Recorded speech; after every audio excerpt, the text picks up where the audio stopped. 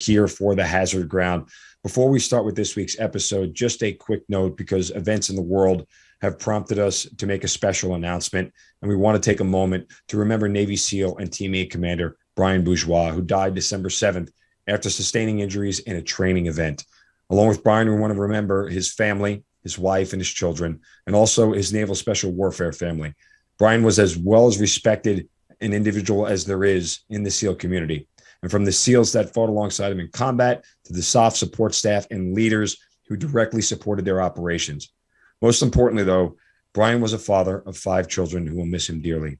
If you'd like to support Brian's wife and his children, you can do so with a monetary donation at the All In All the Time Foundation website. Just go to shop.aiatt.org. Again, shop.aiatt.org. Click on the Donate Now button, and that will link you right to Brian's Memorial Fund. We'll also post a link to Brian's donation page at the All In All the Time Foundation on our social media. We certainly appreciate you spending a moment with us. Please keep Brian Bourgeois and his family in your thoughts and prayers. Thank you, and enjoy this week's episode.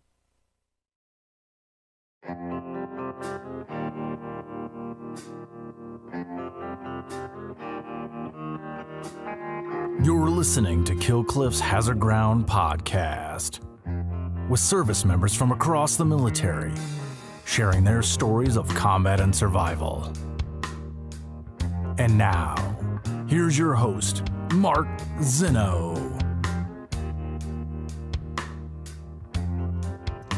Welcome into the Hazard Ground podcast. As always, we appreciate you joining us each and every week. Before we get started with this week's episode, which is a guest who is connected to actually several other Hazard Ground guests, and he's still on active duty. We'll get to him in just a moment, but just a few reminders.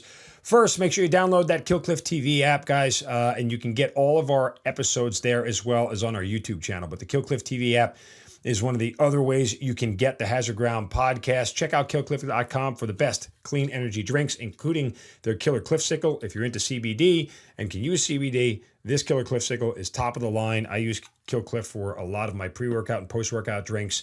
A fantastic company. A lot of their proceeds go to benefit the Navy SEAL Foundation, started by a Navy SEAL. Killcliff.com for all of your clean energy drinks. Don't forget about our promotion with Amazon, which you can help donate to veterans all across America just by going to hazardground.com first. And you click on the Amazon button at the bottom of the homepage or under the sponsors tab. It'll redirect you right to Amazon. You do all your normal Amazon shopping, and then we get a percentage of what you spend, and then we donate a percentage of that back to some of the great charities and organizations you've heard featured here on the Hazard Ground. Works on your smartphone too. It'll redirect you from your smartphone browser right to the app, so all your credit card information is saved and everything. Very easy and convenient, and a great way to help out veterans just by shopping on Amazon, but you got to go to hazardground.com first. Don't forget about our social media sites, Facebook, Twitter, and Instagram at Hazard Ground Podcast. You can find us there. Keep up with the show. Send us guest suggestions if you like as well.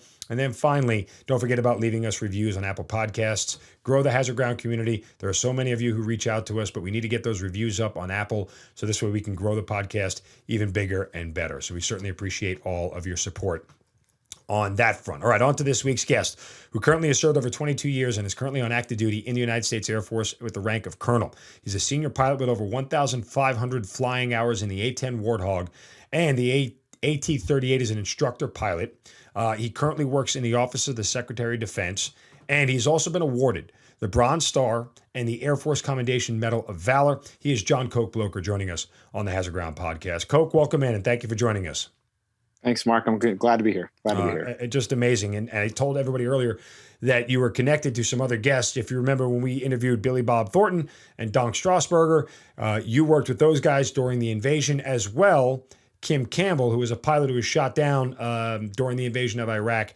She is somebody you also are connected to through your service. So I love this sort of, interconnectivity, the serendipity of all this, of all of our Hazard Ground guests coming together to tell similar stories. So just an amazing tenure for you. And working up in Washington now, before I get to you, I'm just curious, what's it like working in Washington every day? God, it looks miserable. So I do say that this is my one and only Pentagon tour. It's a little bit political, a little bit divided, sure, yeah. a little bit angry up here. I just got my next assignment, and I'm very excited. I'm moving out to the other Washington, in Washington State, going to Joint Base Lewis McCord. So I am looking forward to putting some miles between me and Washington, D.C. Having said that, I grew up in the suburbs of Washington, D.C. So this is a little bit normal for me. Gotcha. Coming back, I saw some of the changes, being in the building, you get to see them up close, particularly in the position that I'm in. But it's been a wild ride. I've been here since 2019. So I've had the opportunity to see the last couple years of kind of crazy politics and back and forth from I would say a courtside seat. And it's been interesting, fascinating is what I like to say. A little disheartening, but a lot of adjectives there. I'll say it this way: from the mudslinging of Washington D.C. to the rain and mud of the Pacific Northwest, onward and upward you go. Hell yeah, that is onward and upward. Okay, back at the beginning, when and how did you get in the Air Force? So I went to the Air Force Academy, graduated high school in 1995, headed off to the Air Force Academy. I really. So it's a funny story how I got to kind of know about it. My grandpa was in the Army Air Corps for a very short time. He got kicked out of the Army Air Corps for flying his airplane upside down over the tower. So he ended up in World War II as a submarine guy because they kicked him out of the Army Air Corps, but he still had to serve. So he ended up in subs in the Navy. And so he took my brother on a college visit to the Naval Academy. And I just tagged along because he was my older brother and I thought it was interesting. And I went and I saw it and I was like, wow, this is cool. But this boat thing, not interested. So started to look into the Air Force Academy, went out on their summer program, saw the mountains, realized what that meant for an awesome skiing life and said, I'm sold. So that's, I didn't really go into the Air Force to be in the Air Force. I went to the Air Force Academy to go to the Air Force Academy. It just seemed like awesome opportunities, a ton of fun and a great location. And I said, let's do this. Yeah, so many times when you make those decisions in the military based off of something like that, it ends up backfiring wildly in your face. So credit to you for going to the Air Force for the skiing in the mountains of Colorado and still ending up, sane and not somewhere else. So it's funny you should say that because in some ways it did backfire on me because I was not a good cadet. Like I was not. I got in a lot of trouble during my time at the academy. I was good like basic training and the initial freshman year. I kind of figured that out and just kind of could gut through it. But then as it kind of wore on, I just wanted to be a college student and you can't be a college student at the Air Force Academy. But I will say the Air Force Academy is not always a great place to be, but it's a great place to be from. And the experiences that I had there and even the trouble that I got in, I don't regret because it really gave me an appreciation for my career. I mean, I almost threw it all away just through being a stupid college kid. And so it really gave me an appreciation that I really did want to be in the Air Force. And this was something that I really wanted. So my time at the Air Force Academy was really formative in my life to give me a very strong sense of purpose and desire. And when I entered the Air Force and graduated from the academy, I was all in. I was all about it. And I kind of went to the Air Force Academy naively, but I entered the Air Force with eyes wide open and really excited. So you and I are the same age. When you commissioned in 99, we obviously didn't have 9/11 yet. So it was a different world and a different environment. Mm-hmm. Where are you headed and sort of what are you thinking at that point in time? So, I mean, to put it in perspective, in 99, my graduation speech at the academy was Bill Clinton giving justification for the war in Kosovo. So yeah, we were not thinking about global war on terror, but there was certainly, recent events where the A-10 was involved. And we were in, we were doing some combat. It wasn't like the military was in a Cold War mentality. We kind of come out of that. And so there was I went into it with a sense of this is meaningful. We're going to be doing something here. And it's the same thing I say to, young lieutenants today is, when I entered the military, I didn't know what Afghanistan was or Iraq was, never even thought about those places. And that's where the majority of my career is spent focused. Whereas if you're entering the military today, it's probably another place that you've never thought of or heard of. And that's where we're going to spend the next 20 years because we're going to be needed. We're going to play a major role in the world. So I entered just kind of trusting that, hey, we're going to have a role to play and it's going to be awesome. And I just want to do this fighter pilot thing because that sounds great. So I graduated and went off to pilot training I was a little bit strange. So I volunteered to do the exchange with the Navy. It was mainly for selfish reasons because my wife was, so I graduated in 99. About 6 months later, I married another Academy grad. She was a maintenance officer. She was stationed at Moody Air Force Base. Okay. And so I went to Pensacola for pilot training just to be close to her because Valdosta Air Force Base, where she was, or Valdosta Moody Air Force Base, was about 4 hours down the road. So it was as close as I could get. So got married and I headed off to pilot training with the Navy, which was a really interesting experience. Just a different attitude towards rules, towards aviation. But it was really good. But the weird part was that a lot of people coming out of that exchange were not being fighter pilots. They were behind their Air Force peers just because it was different, not because it was.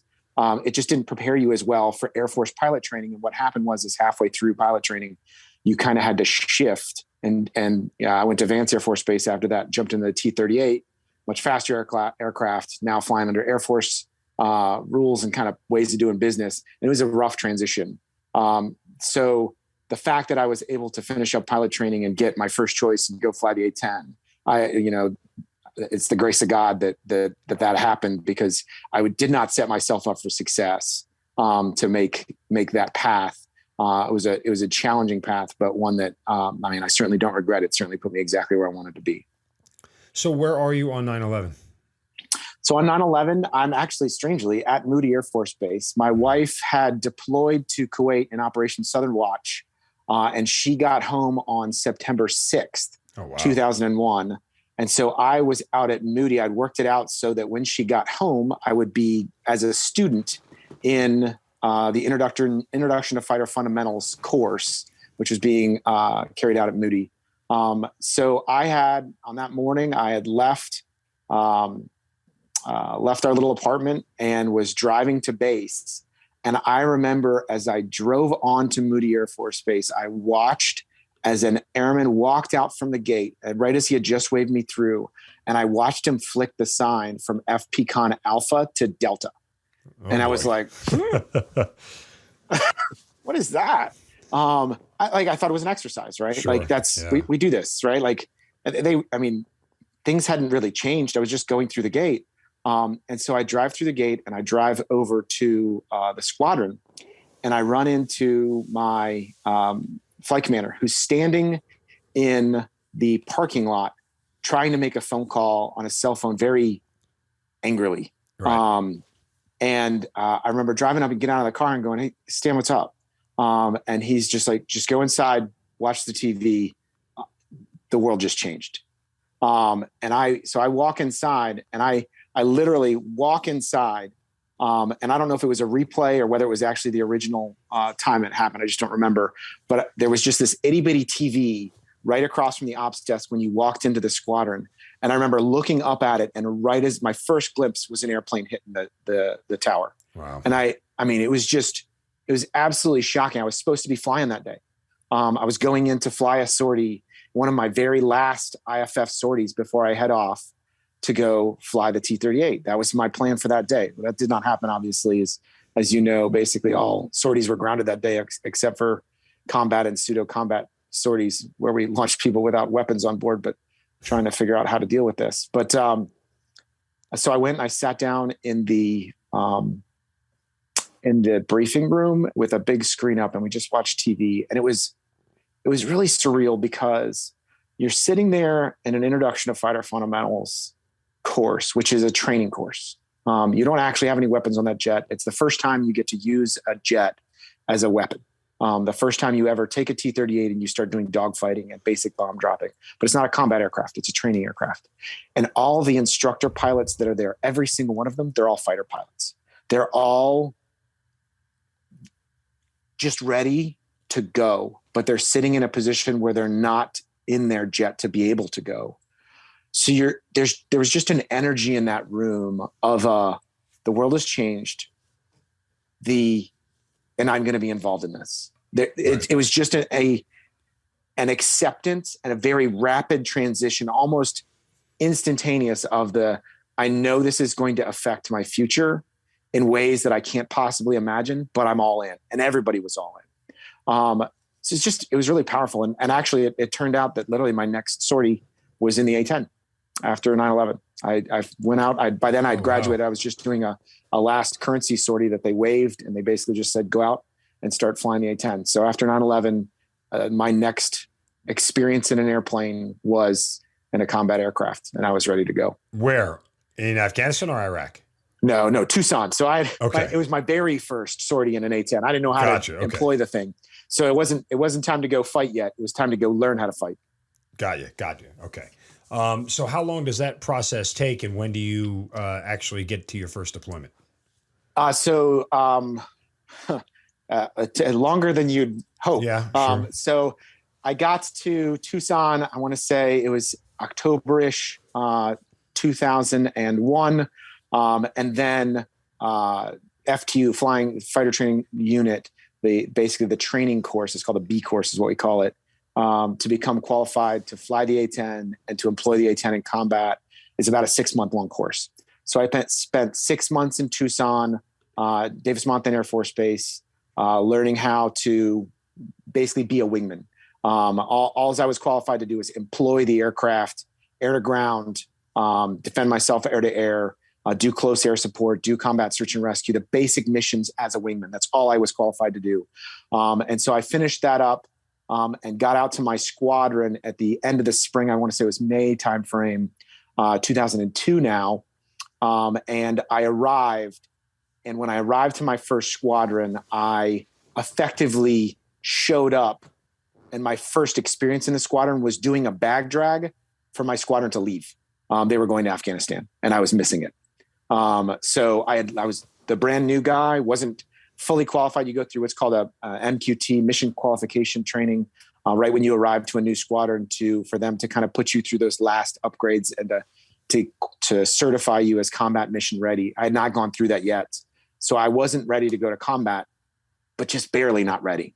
So I showed up in time to do a bag drag, throw all of my squadron mates on C-17s and an A-10s and wave goodbye as they headed to Afghanistan, and I stay behind.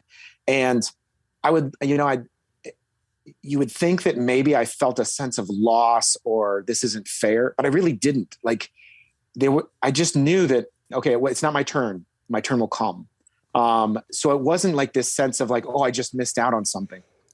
The biggest letdown was the fact that with my squadron gone, you didn't fly much. It kind of sucked.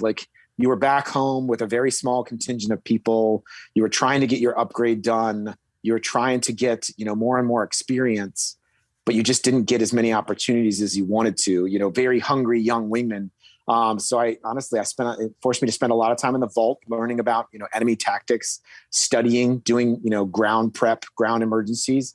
It gave me the time to prepare to be the best wingman I possibly could be, but not as much time as I wanted in the jet. So I ended up sending my squadron off to go getting combat mission ready. And then we also, on the side, while they were gone, we had this BALO program. It was kind of this afterthought where it was every A-10 pilot has to do this, so you have to do this. And what it was they would take you out for a couple 3 days to the field and teach you basic ground forward air controller capabilities. And they would actually qualify you as a BALO. It's called a Battalion Air Liaison Officer. So you do the liaison part with the Army in the TOC with at the battalion level. So it's you as the young lieutenant, working with the battalion commander, lieutenant colonel from the Army. And they're teaching you how to do that side, but then also you're a fully qualified JTAC. So Joint Terminal Attack Controller. You're qualified to be on the radio on the ground, say cleared hot, and do everything that is required to call in close air support in close proximity with friendly forces. So they spun you up on that. But you'd like to think that it was a significant investment of time and energy. But like I said, it was an afterthought. Up until that point, we basically never did it.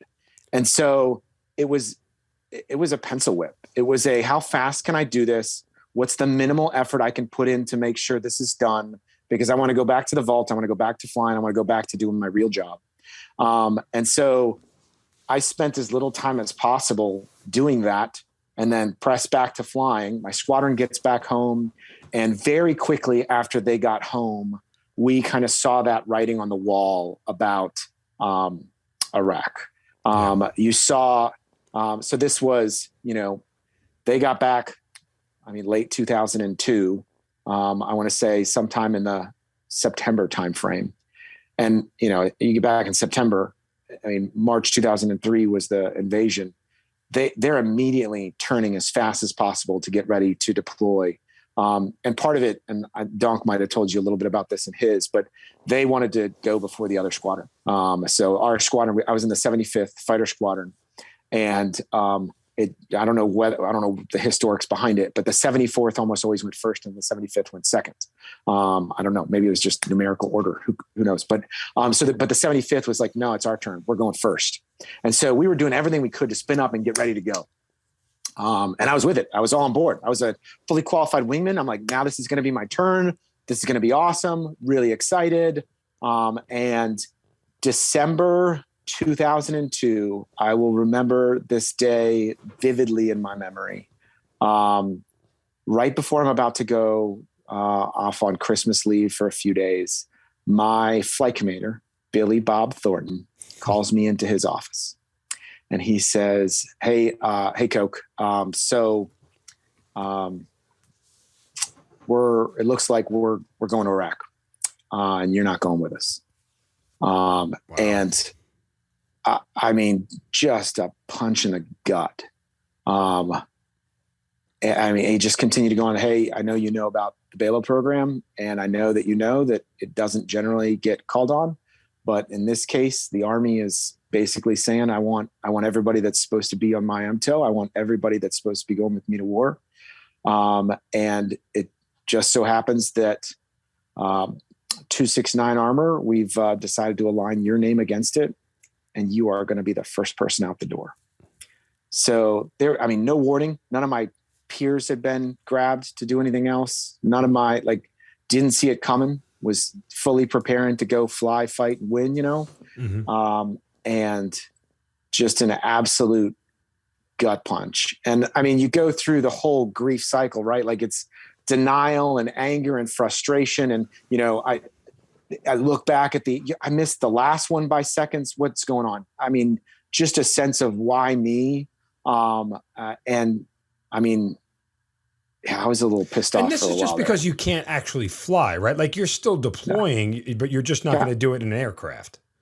Correct. Okay. Oh yeah, you're exactly right. In fact, the funny thing is he probably said this, but by this point I wasn't really listening to him, is that in reality, we were going to meet in Baghdad. Right.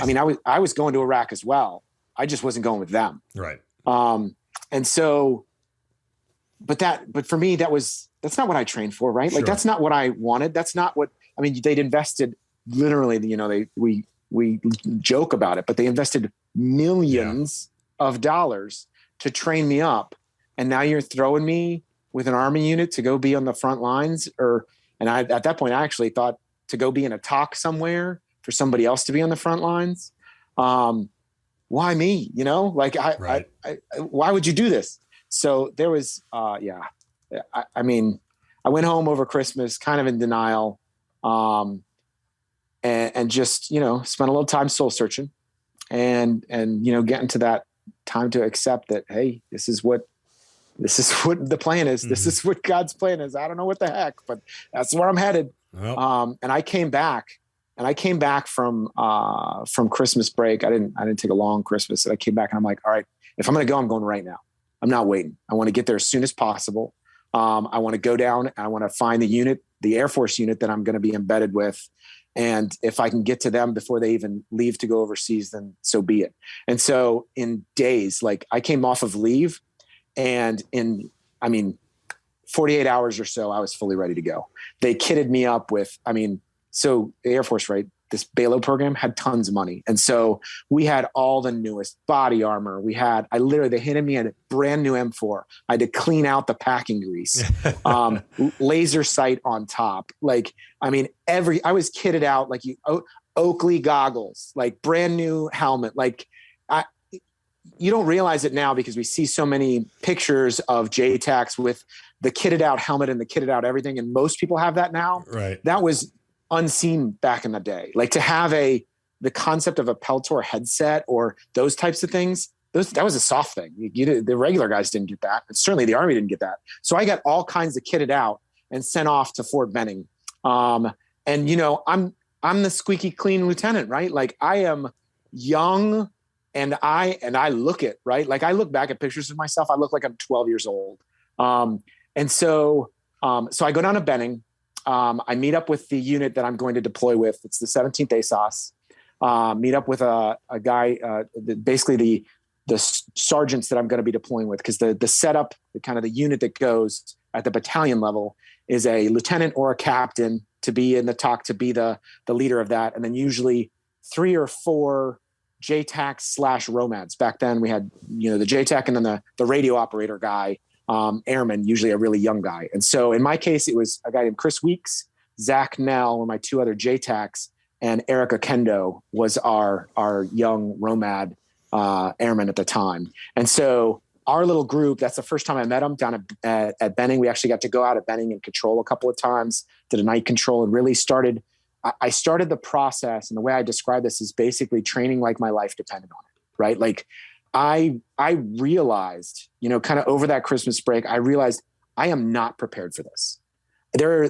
Everybody that I'm about to join, every airman, this is what they trained to do. And this is what they prepared their whole life to do. Every Army soldier I'm going to meet, this is their Super Bowl. This is what they've been training to do. And I've been training to do something else. And I'm not ready for this. And it scared the crap out of me.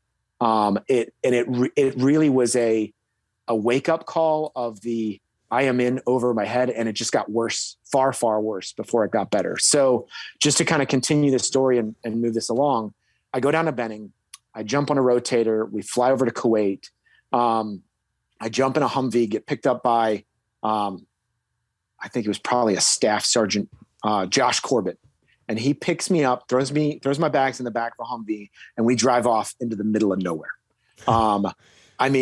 So Kuwait International, Kuwait's a big city. It's lots of lights, very relatively modern at the time. And we drive off literally into the blackness of nothingness. And they're just that pit of the stomach. Like, what have I gotten myself into? What is happening? And so we drive out and we arrive in it's an evening time frame.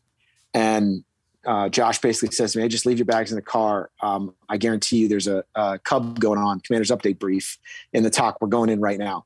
And so he drags me in there, and there I am in my, probably still slightly crisp, clean desert camo that I've probably worn twice, on my, brand new boots, brand new kit, 12-year-old looking lieutenant. And I walk into this TOC with, tent filled with Army to the nth degree. Mm-hmm. Battalion commander is J.R. Sanderson, Lieutenant Colonel. He's a Georgia boy spoke with just an absolutely drawl accent. He kind of felt like he had a dip in at all times, whether he actually had one in or not. And 3, rugged looking captains sitting at the table as his company commanders and his entire staff. And I walk in there and they're all looking at me and basically interrupt this briefing as we kind of walk in and try to kind of slip in the back. And I get my first observation of what's going on. And very rapidly, the battalion commander's looking over at Sergeant Corbett and saying, "All right, Air Force, who you got?"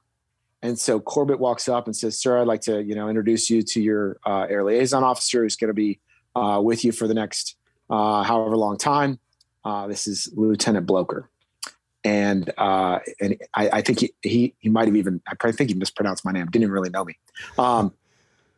And so Colonel Sanderson looks at me. I swear he's probably spit in his spittoon by his foot. And he goes, "Air Force, you're Purdy. I'm going to call you Purdy." And let me tell you, like, it was the most hostile environment I've ever walked into. Why? I mean, I was not wanted. I was not they had their sergeant who they had already built a relationship with. They had their sergeant that they knew had done this before and that they trusted. And it at least had been there for a few weeks already and kind of suffered through. He'd actually deployed with them. So he'd gone with them through the deployment process. So he was on the inside and I was very much on the outside. And come to find out later that the tension that I felt, the hostility that I felt from the battalion commander, really was founded on something. He was in Gulf War I and he was in a fratricide incident where it was actually an Army Apache, but where something in the air had blown up one of his closest friends.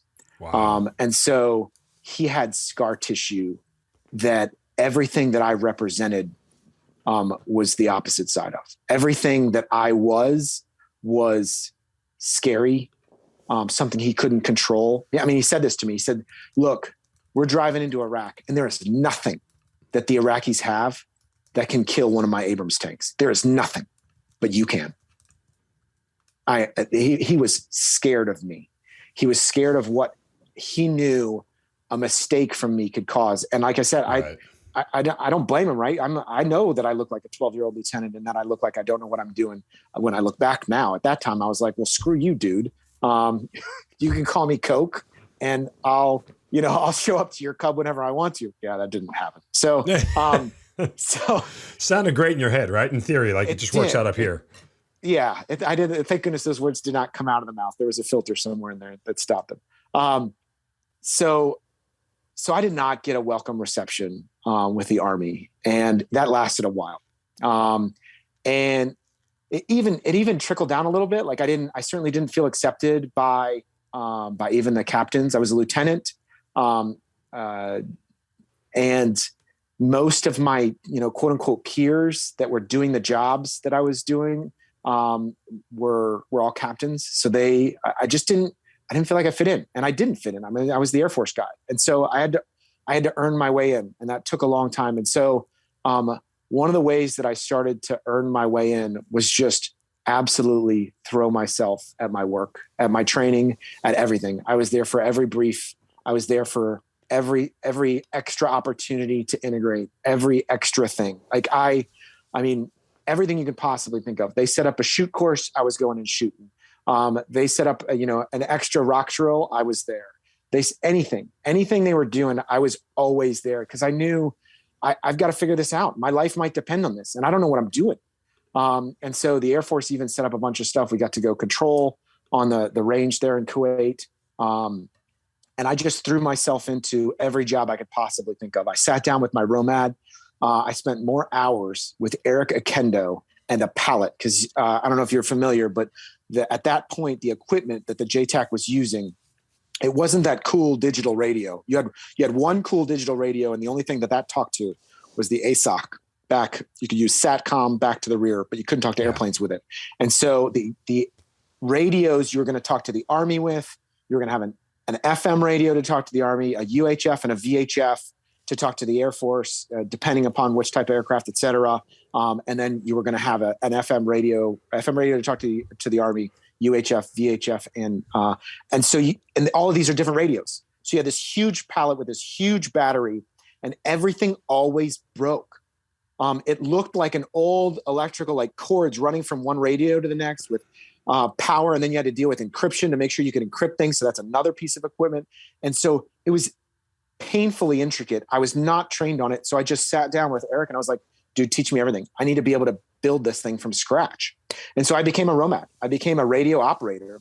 And it's a good thing too, because my battalion commander, as we started to plan how we were going to tactically execute, his solution for me of how concerned he was about integrating the Air Force in a way that was going to avoid fratricide. And I knew that was my primary goal, was to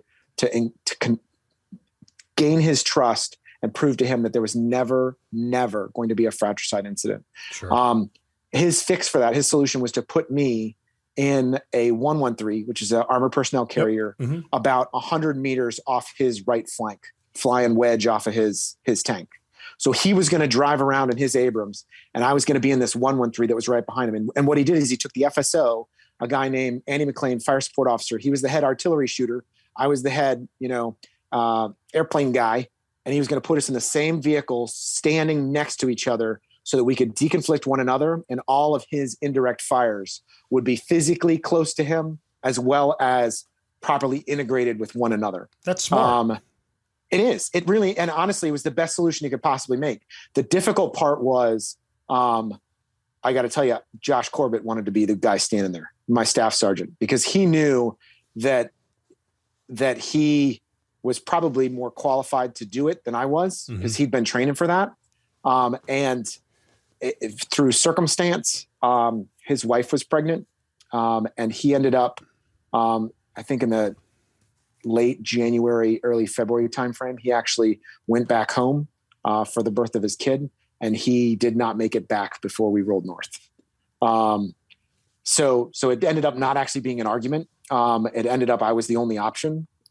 So I ended up, and it was great. And we proved in tactical execution that it was the best possible solution for me. Captain Andy McLean was the fire support officer, and me in that vehicle. And so that was kind of our setup. That was our solution. And that is how I prepared for war. That was the buildup. So let's fast forward a little bit, because the invasion of Iraq happens on March 20th, 2003. Objective Monty, which were you a part of, in April 6th of 2003. It's less than 3 weeks later. Give me sort of the quick run up to April 6th, but the initial part of the invasion obviously goes fairly well, all things considered, with minimal casualties, but April 6th turned out to be a different day. Yeah. So just to give kind of the big picture overview of kind of what my battalion did, is 269 Armor, part of 3rd Infantry Division. The way they split the battlefield was basically the Marines took the east and they went up roughly along the Tigris River. Yep. The Army took the west. They went up roughly along the Euphrates River. And the Army basically was doing the leapfrog, where one battalion would kind of be the lead battalion and fight a fight. And then they would finish and either hold that ground or allow for a forward passage of lines. And then the next battalion would pass through and then fight the next fight. And so we were doing this leapfrog up the west side. So you mentioned it, March 20th for me was incredibly anticlimactic. So we spend our time in the desert getting ready. We push up close to the border. We spend some time there. I get to, as we know this is going to happen, I'm getting closer and closer with Andy McLean. We realize that we're just, brothers, that's my band of brotherhood. And so he is just investing in me to teach me and get me ready to go. March 20th happens. They say it's time to roll north, and we roll across the berm. And my initial, war experience, I'm in enemy territory, and we spend 72 hours straight driving. That's it. Like the longest road march in the history of anything I've ever done. And it was miserable. Just sitting in the back of a 113, just bouncing around, wondering, when is this ever going to end? And Are we there yet? Pushing up. Are we there yet? Seriously. I will say this. It gave me a great appreciation and understanding why every single driver of every single tracked vehicle dips in the Army. It's the only way they stayed awake. Yeah. If you didn't, so our driver was a guy named Sutton, and man, I love that guy. He was trustworthy, and he was going to stay awake 100% of the time. We had just to give you kind of a picture of a vehicle. So I mentioned that Andy McLean is standing, he's pointing out the left side of a 113. It's the back hatch. So it's a large square hatch that you can fit multiple people sticking up out the back of. I'm standing on one bench. Andy's standing on one bench. I'm pointing the right side. Andy's pointing the left side. We got Sergeant Ferguson is our gunner. He's on the 50 cal up front. And then Sutton's our driver. But right before we leave, like literally, it was like the day before we left, a reporter shows up. He's a reporter from the Dallas Morning News. Oh. And so the battalion commander looks at Andy and I, he's like, he's going with you. And so now in our vehicle, in between Andy and I, sticking with our heads up, I'm pointing right, Andy's pointing left. We got a photographer. He's a photojournalist. So thank goodness I could say whatever the heck I want. He's just taking pictures. But he's a photojournalist, and he's taking pictures. And I got to tell you, like, I don't think many people have this experience in any war, But when you have a photojournalist driving along with you the entirety of the war, like my war experience is very well documented. I know exactly, I could show you what my picture was out of my vehicle. And actually, it's really interesting because, and I'll go into this a little bit more later, but a lot of those pictures made the front page. Like Andy McLean's picture, front page of the news. My picture standing on top of that 113 later, front page of my mom has a printout of the Fox News webpage with my picture and the dead center of it. And David Leeson was the photographer's name. He worked for the Dallas Morning News, and he won the Pulitzer Prize for those photographs. And so it's a funny thing. I'm not in many of the photographs. Actually, I'm in one of them because it was multiple photographs that won the Pulitzer Prize. But my hand is in one of them. So that's my claim to fame, I guess. My hand is in a Pulitzer Prize winning photograph holding an AK-47, which is really interesting. I'll tell you that story in just a bit. Okay. So to get back to where we were, I'm in this vehicle. We roll north, anticlimactic March 20th, 72-hour road march, and we get to our first battle. And basically where my battalion fights battles is we're doing this leapfrog up the Euphrates River. It's first on Nasiriyah, kind of right near the Tallil airfield. Mm-hmm. And then we jump forward. We end up kind of taking a right-hand turn during the sandstorm. I'll talk a little bit more about this in a sec, to a little town called Kifl and Kufa, these two little towns there. And then we pushed up, we fought a battle in Karbala, but then our main battle was on April 6th. That was our push into Baghdad when we were the tip of the spear for this forward forces inside Baghdad. They kind of did the thunder run into the airport, and then we did kind of the left hook around them into the north side of Baghdad to kind of cut off both forces that wanted to come into Baghdad, but also cut off the retreat from any forces that were trying to just push off and disappear to the north. So that was kind of the big major order of battle. Along the way, we had some of the experiences that I think are worth relating. They're kind of varied. So the first one was really kind of surreal. So our first fight, this is the one, right? The Army loves the rock drill. You're in the Army, you know this. Yeah. And so the Army loves its rock drill, its rehearsive concept, its sand table. We're going to plan the plan, and then we're going to plan the planning of the plan, and then we're going to rehearse the plan. And oh my goodness, so we had rehearsed and planned this first battle over and over and over again. We knew exactly what we were going to do. And so we kick off our first fight just outside of Tallil Air Base. And we had this exceptionally well-coordinated attack. I bring in two British tornadoes. They do a simultaneous strike on some vehicles that we had identified on the south side of Tallil that we were afraid were going to jump the berm and cut us off from our left hook right around the airfield. We've got a smoke screen coming in to block sight. We've got simultaneous artillery and aircraft overhead right as we LD. And the only problem that happened is we push in and the enemy forgot to show up. And so we went into our first fight, and man, we were ready. And there was not really anybody to fight. I mean, we were a long way from Baghdad, right? Like this was a place that I don't think any Iraqi thought this is a place worth defending, and no one was holding them to it. There just was no enemy. And so we blew up a bunch of enemy vehicles that I think had been abandoned.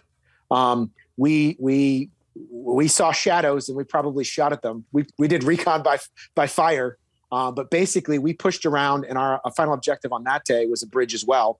And we got to that bridge really quickly, secured it really quickly, and that was it. That was my first war experience. Was this?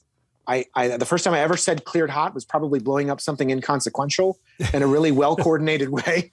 But it was, honestly, I look back and I'm like, wow, thank goodness that was basically a really good practice, because that was kind of the only time we got to practice. From then on, it got very difficult very quickly. And so we fought that fight. We hold the ground. The next guys pass us. They start to fight battles further beyond us. We sit around for a while, and then we start pushing forward, because we think our next major battle is either going to be in like Nasiriyah, or maybe push over to this town called Al-Hala, which is kind of direct to Baghdad, or we're going to go up to Karbala and kind of do a bigger left hook, where it's kind of the wait and see methodology. And so we start pushing that direction, and we get into the Shamal. I don't know like how I'll just explain it because it's just hard to understand. I would reference you to a picture actually in those Pulitzer Prize winning photos. The Shamal makes the world look like Mars. It's a sandstorm, thunderstorm, rainstorm. But the biggest thing it gets is it just blows so much dust that you just feel like it's just red all around. The visibility goes to absolute crap. And it's like, you feel like you can't do anything. Like you don't want to walk to the latrine. Like you're afraid you're going to get lost between your tent and your vehicle. And so we come to this, I think they called it a tactical pause. We just came to a complete halt, and just said, okay, we're going to do nothing because the weather's just not going to let us do anything. Yeah. I went through one of those, in my time in Iraq. It was definitely Mars-like. I remember taking photos of it, we were actually supposed to roll on a mission outside the wire that day. We got all kitted up. We got all ready to go.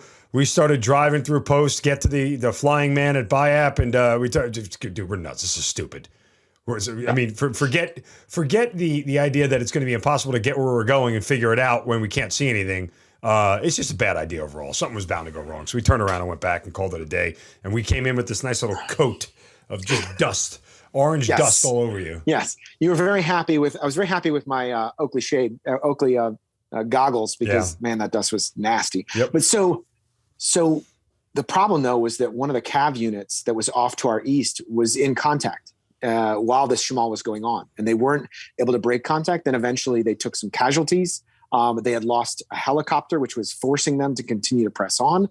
And so they were in kind of this bad situation. And so we had kind of come to this halt. And we were sitting there, and over the course of this night, it was getting tenser and tenser and tenser as we were tuned to and listening into the Cavs radios. So we were hearing their comms back and forth, and we just were realizing more and more that this was going badly. This was not. And finally, we got the call that they said, okay, drop everything, take a hard right. You're going to go link up with the Cav. So it didn't matter that you couldn't see anything. It didn't matter how nasty the weather was. You weren't on a training mission. You couldn't say, forget it. It was okay, we'll figure it out.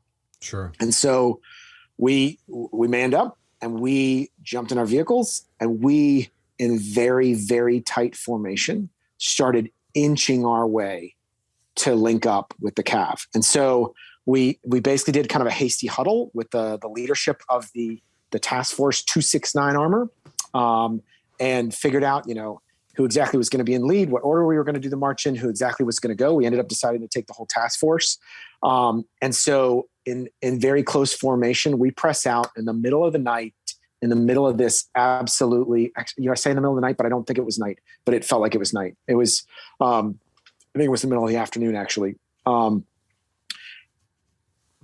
We start driving, and it is so hard to just keep sight of the vehicle in front of you. So we're moving very, very slowly. And I jump on the radio and I just say, it just makes sense to have top cover. I don't know how they're going to be able to help us, but I don't think there's a whole heck of a lot going on in this country right now. So I'm going to call and see if I can get some aircraft overhead. And so I jump on that satellite radio to call back to the ASOC, Air Support Operations Center. That's back in the rear. That's how we requested air. I jump on the radio, and their response when I ask for aircraft is, there is not a single airplane flying over the country of Iraq currently. Wow. What? I'm the Air Force guy, right? Like, what good am I going to do? Like, oh, holy crap. It was like, okay, I'm going to take this handset and I'm going to put it down now, because that's not going to do me any good. I'm going to make sure I've got this rifle well sighted, and I'm going to be ready. And I'm very glad that I did that, because this was the first time that I ever personally got to be involved in combat, when we're driving through a little town called Kifl, and we just start taking pot shots. It's like everybody and their brother has a gun, and they want to just jump out of a building and shoot at you to see what they can get. It's not like organized. It's not like some assault. It's just random pot shots. And I think it's because, one, we're moving so slowly. And two, they think they're invisible. And so I still remember, like I said, I'm pointing out the right side of the vehicle, and a guy pops out in a doorway, and I mean, very hazy, fuzzy, because I'm looking through the sandstorm, and I'm looking at the muzzle flash of an AK-47. I realized this guy's shooting at me and I'm shooting back at him, and one of us is going to die. And because of I'm a better shot than him, I stand here today. And I mean, but it was that fast. It was I'm just looking out, and then all of a sudden I'm defending me for my life, and then it's over. Like in that fast, I don't have time to process it or even realize what just happened. And we've moved on. What just happened? And it's just, everything's getting amped up, right? Like everything, it's making it more and more real. Then in the process of this, all of a sudden we come to a halt, because now we've become disconnected. People lost sight of one another. One guy trying to keep sight of the guy in front of him, the guy behind him lose sight of him. Now we've become disconnected. We reconnect, we shoot at each other. And we have a fracture site where it's a friendly fire incident, ground to ground. And so now we've got a casualty. So now we're trying to move forward. We got somebody injured. We're in this sandstorm. We're taking pot shots. And I'm pulling out my radio and saying, "Hey, you got anything?" And I remember realizing that it's like this epiphany came upon me when I was talking on the radio, and somebody pops out and shoots at me, and I shoot back while I'm like simultaneously transmitting, and I shoot. The tenor of the voice of the dude on the other end of that radio drastically changed. I mean, it was all pessimism and there's no airplanes to be had, to the "we'll get one to you, sir. We'll get it there as fast as possible. We'll whatever it takes." Right. And so it took a while. We moved very slowly. It took, probably a couple of hours, but the very first airplane that flew is off the boat. It was an F-18 with one bomb. Why? Because he had to carry huge extra gas, because he had to be ready to divert to anywhere because the weather was that bad. But they just kept coming. And I think I was probably the only show in town, because for the next 8 hours, I had a constant coverage overhead of airplanes. And so we finished getting through Al Kifl, and we go to a little town that's kind of the next one up called Kufa. And that's where we do our link up. And as we're doing our link up, that was the first time we kind of got, I would say, ambushed. It was the first time we got like an organized attack against us. Our lead elements in this kind of big warehouse-ish district. We get into this fight, and hard to find the enemy. And I call up to the battalion commander and I say, "Hey, sir, I've got aircraft overhead. I don't know how I can best integrate. What can I do for you, commander?" And he says to me, "Look, I can take care of the close fight, but I can't handle if at this moment, this is the time that the enemy decides to push all the real major forces they have up in Hala and Baghdad. I can't handle it if they start pushing it down that road. So what I need from you is I need a bomb at regular intervals on that road as just a deterrent, so nobody ever wants to drive down that road." And so I took the road from where we were up to Hala, and I literally just grabbed coordinates and I just moved the bombs around by small amounts and just kept dropping bombs for 8 hours. I dropped a bomb every, I don't know, sometimes it was every 5 minutes, sometimes it was every hour. It depended. I mean, I had a B-52 show up with like 40 JDAMs, and I literally just spaced them out at intervals and I walked them up the road. And I just said, "Hey, we're going to make a big boom for a while now." So he did literally one pass, 40 JDAMs, boom. I think that was a pretty significant deterrent. And sure enough, I mean, at the end of that time, ain't nobody ever came down that road at us. And so that was really the first time I got to say, I contributed to this battle. I had done something that was exactly what my battalion commander had needed. And we were not in a great spot. It was a very difficult night. Before we kind of came to a halt, we like I said, we were in that kind of industrial district. We fought a fight. Everything kind of settled down, but there was very much this concern over, we are exposed. We are not in a great position here. I remember and this is, I mean, absolutely ridiculous. Like there's so many surreal experiences that I had from being over there. But so one of the challenges of being a JTAC is I'm talking to the airplanes a lot. So I'm on a different frequency than the Army often. So I have to flick over, and actually in my case, it was a different handset. So I literally had to hold a different handset up. I actually didn't have the Peltor headset. So I had to bring a different handset up to listen in on the Army FM comms. And so oftentimes I just couldn't listen all the time. So I'm controlling airplanes. I don't have the FM headset up. So what I don't hear is the fire in the hole call. And so they decided to bring out their engineers and blow a bunch of berms around us to basically create physical obstacles. And if you've ever been in close proximity to C4, when it goes off to create a berm, it is like the earth explodes and you go up off of it for a period of time. Right. And I did not get that fire in the hole call. So I am sitting there talking to an airplane when this thing just absolutely explodes to create the berm right outside my vehicle. Holy crap, I thought the world had ended. Like I scared the living daylights out of me. I thought the world was over. That's funny. And then I'm looking at Andy, and Andy's laughing at me. Like literally, he's just like, because he knew exactly what was going on, and they knew that it scared the crap out of me. He thought it was funny.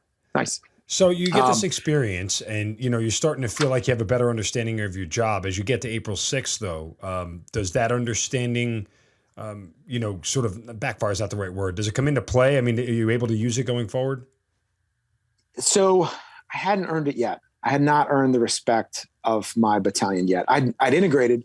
I'd done something that was meaningful, but I hadn't earned their respect. So I want to tell you, and it really just happened right after that is when I earned the respect of the Army. And really, I would say was the turning point for me of when I went from that Air Force guy that's attached to us to, no, now you're one of us. And it's a hard story to tell. So it started off basically that next morning. So we've just fought this battle. We've lived through a tense night. The next morning we kind of pull back. We set up a little bit of a talk area. And it's basically in like a school building, which is effectively just a concrete structure with open windows. We walk inside and we kind of plan out, hey, here's what we need to do. We need to extend our perimeter. We need to push out. We need to do some patrols and really start to push our perimeter out because we're just in an exposed position. So we kind of come up with a game plan of that. And as we're walking out from that meeting, we took incoming artillery. And if you've ever experienced it, this will ring true because I think it's true anytime anybody's ever done this, is when you have incoming artillery that's literally going to land amongst you, you feel it before it registered. Like your body knows it. You can feel the air pressure change. You can hear the whistle before the explosion. And so you just have this very split second warning before it actually blows up and the world rocks around you. And I remember that and just the absolute holy crap, like Normandy, I'm about to die. And I was standing right by, they dropped the back of our back hatch of our vehicle, and I dive into the back of our vehicle. The thing explodes right in the middle of all of us. Everybody just kind of dives for cover. It's never just one round. So there's 4 or 5 rounds come in and explode. And it gets quiet. The dust settles. Everybody's kind of poking their head out. And I watch Andy McLean, Ranger Andy. This guy's been Ranger school. He's an artillery guy, but he's the epitome of Army in my view. He walks over to the crater as he's looking around and realizing that nobody's hurt. And he looks at me and he goes, it was fused wrong. And I'm just like, what? He's like, yeah, they were trying to hit us while we were inside the talk over there. So they delayed fuse it. And because it's rained so much, it buried in the ground. So all the shrapnel's in here. And he picks up a piece of shrapnel from this crater that we thought could have, literally was amongst us. And not a single person was even injured. Nobody, none of that shrapnel went anywhere. Like, there but for the grace of God go I. Literally, it was feet from me. I was dead. Like, I was the end. But I wasn't, because it just embedded in the ground. And so So Andy's, he also looks around and says, we should not stay here because they're going to shoot again. So we very rapidly push out from that area. And as we push out from this area, exactly like the battalion commander had expected, we start to extend our perimeter. We start to run into the enemy again. And as we run into the enemy, specifically as we're heading northbound, we are taking fire that we can't effectively respond to. It's specifically coming from this brick factory. We send a kind of a patrol, a small group of people out to try to deal with it.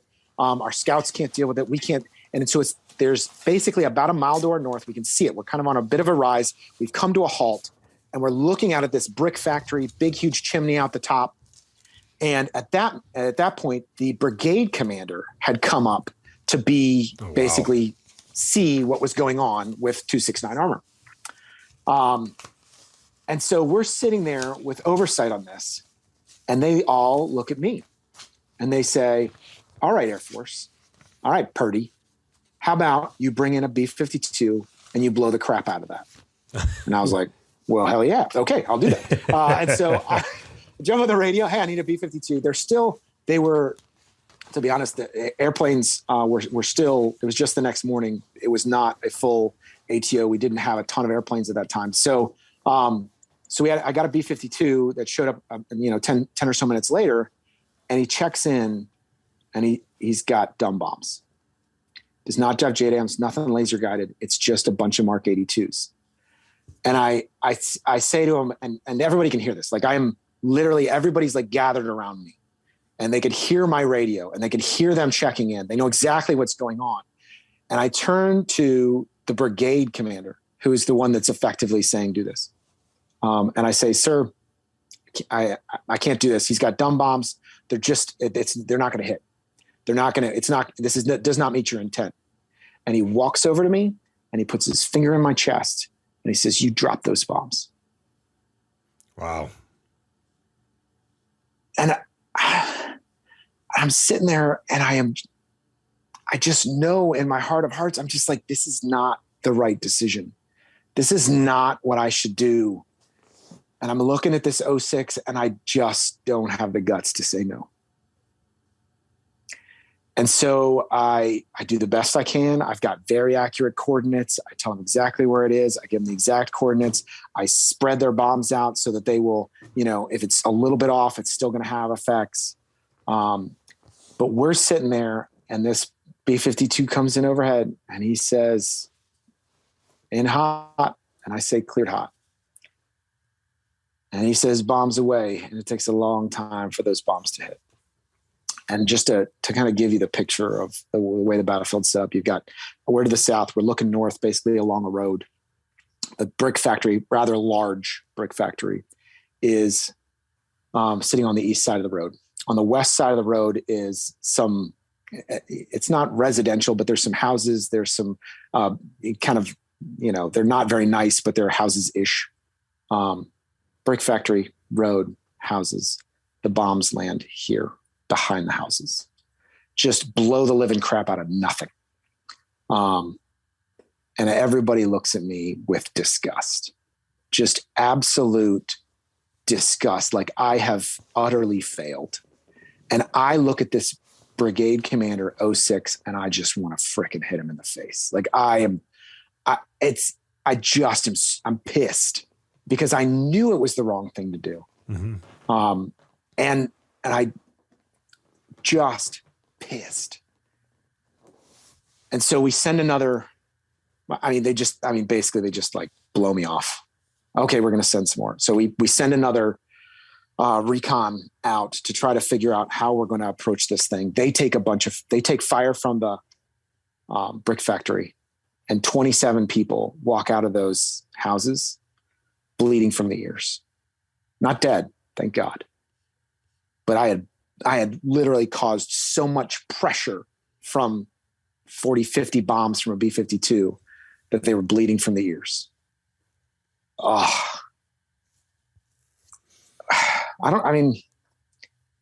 Experiences like that, that's in my past. I have to live with that. Mm-hmm. That was a bad decision.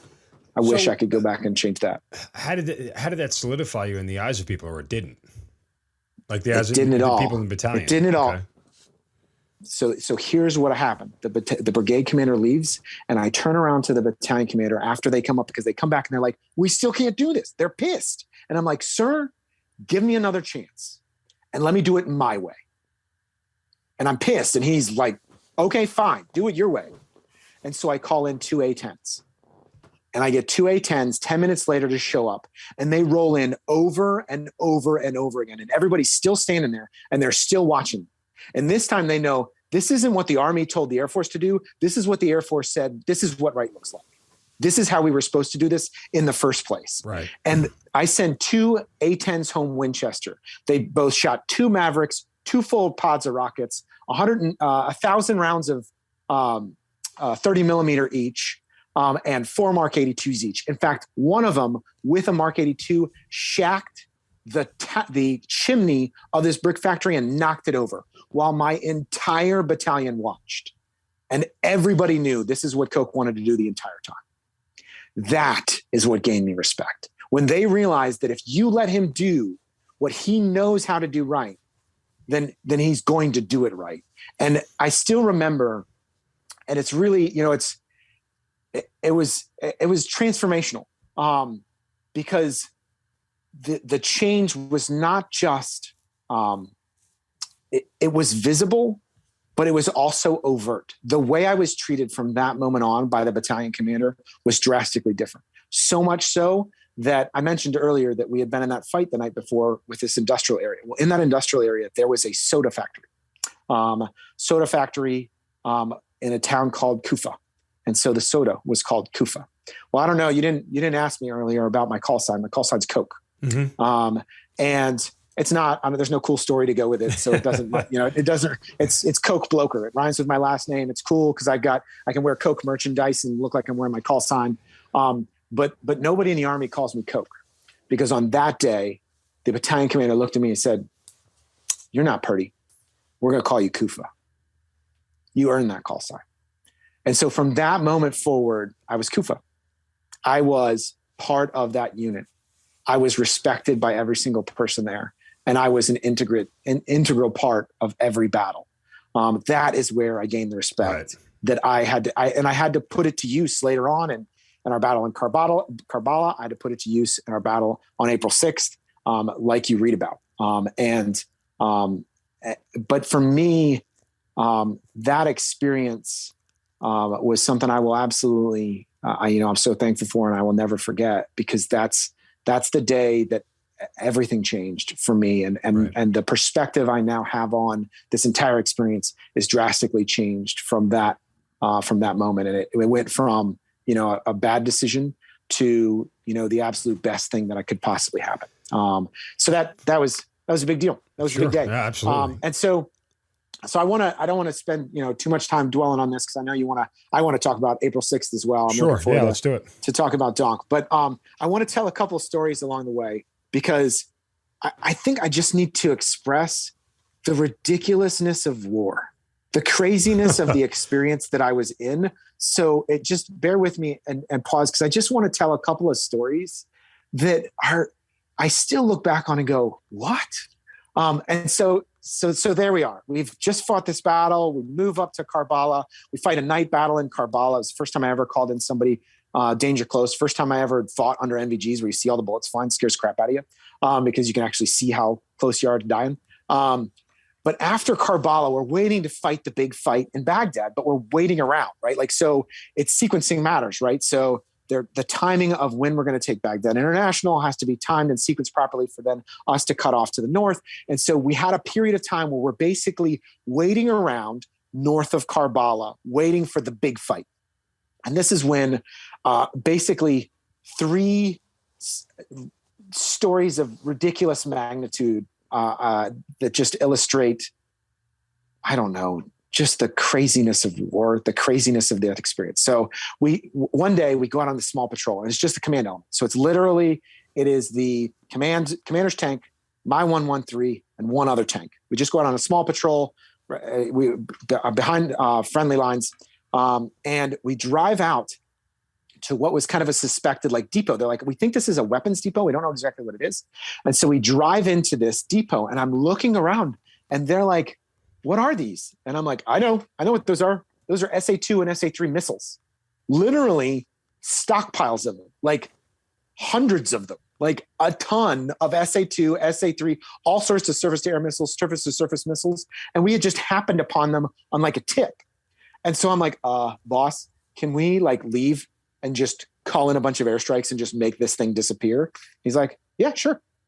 And I'm like, all right, sweet. So, I mean, literally, I get on the radio and they're like, do you need to control this? I'm like, no, I don't want to be anywhere near this. This is going to be a huge explosion. We're going to pull way the hell back and we're going to call in an airstrike on this thing. And my battalion commander was like, great, sure, go for it, Coke.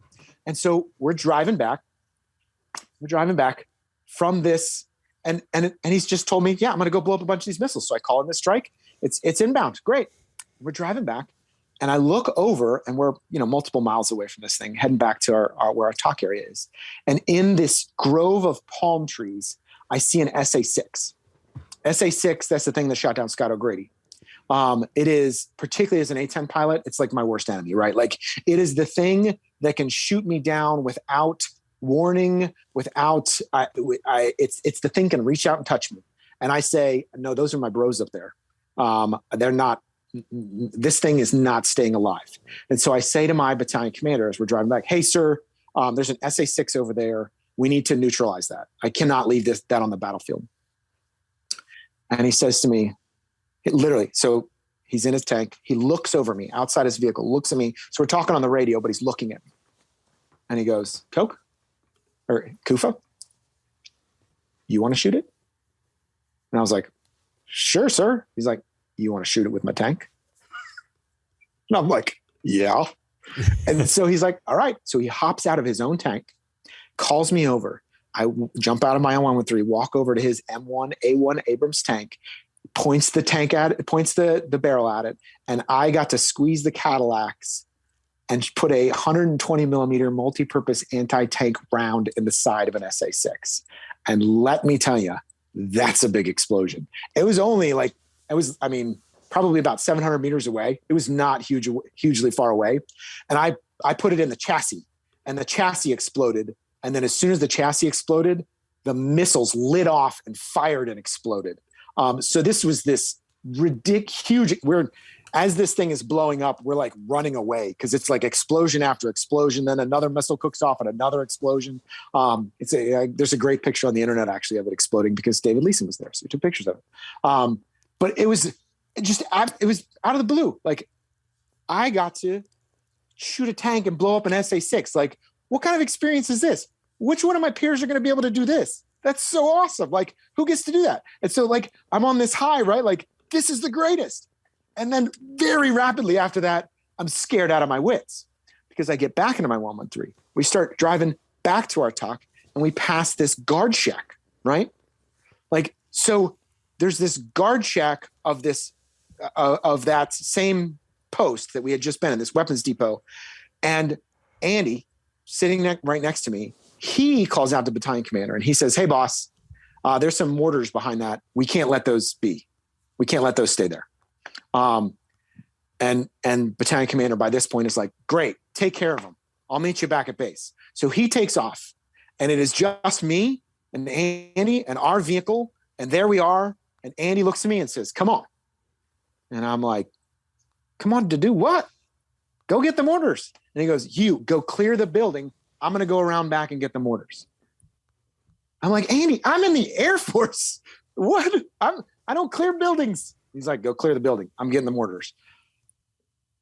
I walk up to this. It's just a shack, 2 doors, side by side, guard shack. And I literally think to myself, what do they do in the movies? Like, I'm going to take this. I'm going to kick in the door. I'm going to point my gun. If anything moves, I'm shooting it. Like, I don't know why am I clearing a building? That's what I do. Kick open the first door. It's the latrine. Nobody's in there. Thank goodness. Kick open the second door. Nobody's in there. But there's a hot breakfast, just recently cooked eggs, and an Iraqi uniform and an Iraqi AK-47 sitting on the bed. I was glad that guy was not there. I was glad that guy had decided he's going to be a naked Iraqi running around because he left his uniform and ran away. But I mean, it's just being in situations where you're like, how did I get here? Like I'm an A-10 pilot. Why am I doing this? But that's where I was. That's what I had to live through. And so those are the ridiculous things that I went through as I lived through this experience. So I think they're funny. I think they're illustrative of some of the ridiculousness of what I went through. And I hope they're a little bit entertaining because, to be perfectly honest, when I look back at them, all I can do is laugh. Sure. Yeah. But let's get to April 6th, because I think that's a big part. Big as I mentioned, it connects to a couple of other Hazard Ground guests that have been here. And it's what got you awarded your medals, right? It's what got you awarded your Bronze Star and your Air Force Commendation Medal for Valor. So take me through the events of the day of April 6, 2003. Okay. So we knew that we were going to be the tip of the spear. So we had an opportunity to sit down and take a look at the map. We had a pretty good game plan. We knew exactly where we were going to be going. We had, put the right graphics on the map. We knew where everything was delineated. The difficult thing that we knew that was going to be a challenge for us is as we got to the objective. So the final objective Monty, was on the north side of Baghdad. It was a bridge over the Tigris River. And the way the sector lines were drawn was the Marines basically had everything on the east side and we had everything on the west. So even though our objective is a bridge, we're not going to cross the bridge. It's effectively a bridge head on the west side of this bridge. That's a challenge. We'll get to why that's a challenge later. But basically in order to get there, there's urban terrain for us to go direct. So we have to press northbound. And if you've ever been in Iraq, kind of the setup. It's most urbanish terrain. You've basically got, in this case, we had a road, and on one side of it, you had a berm, and the other side, you had a creek, or just a irrigation ditch. So there was no way to spread out, right? Like we're in tanks and Bradleys, but you can't do like a big wedge formation to push in.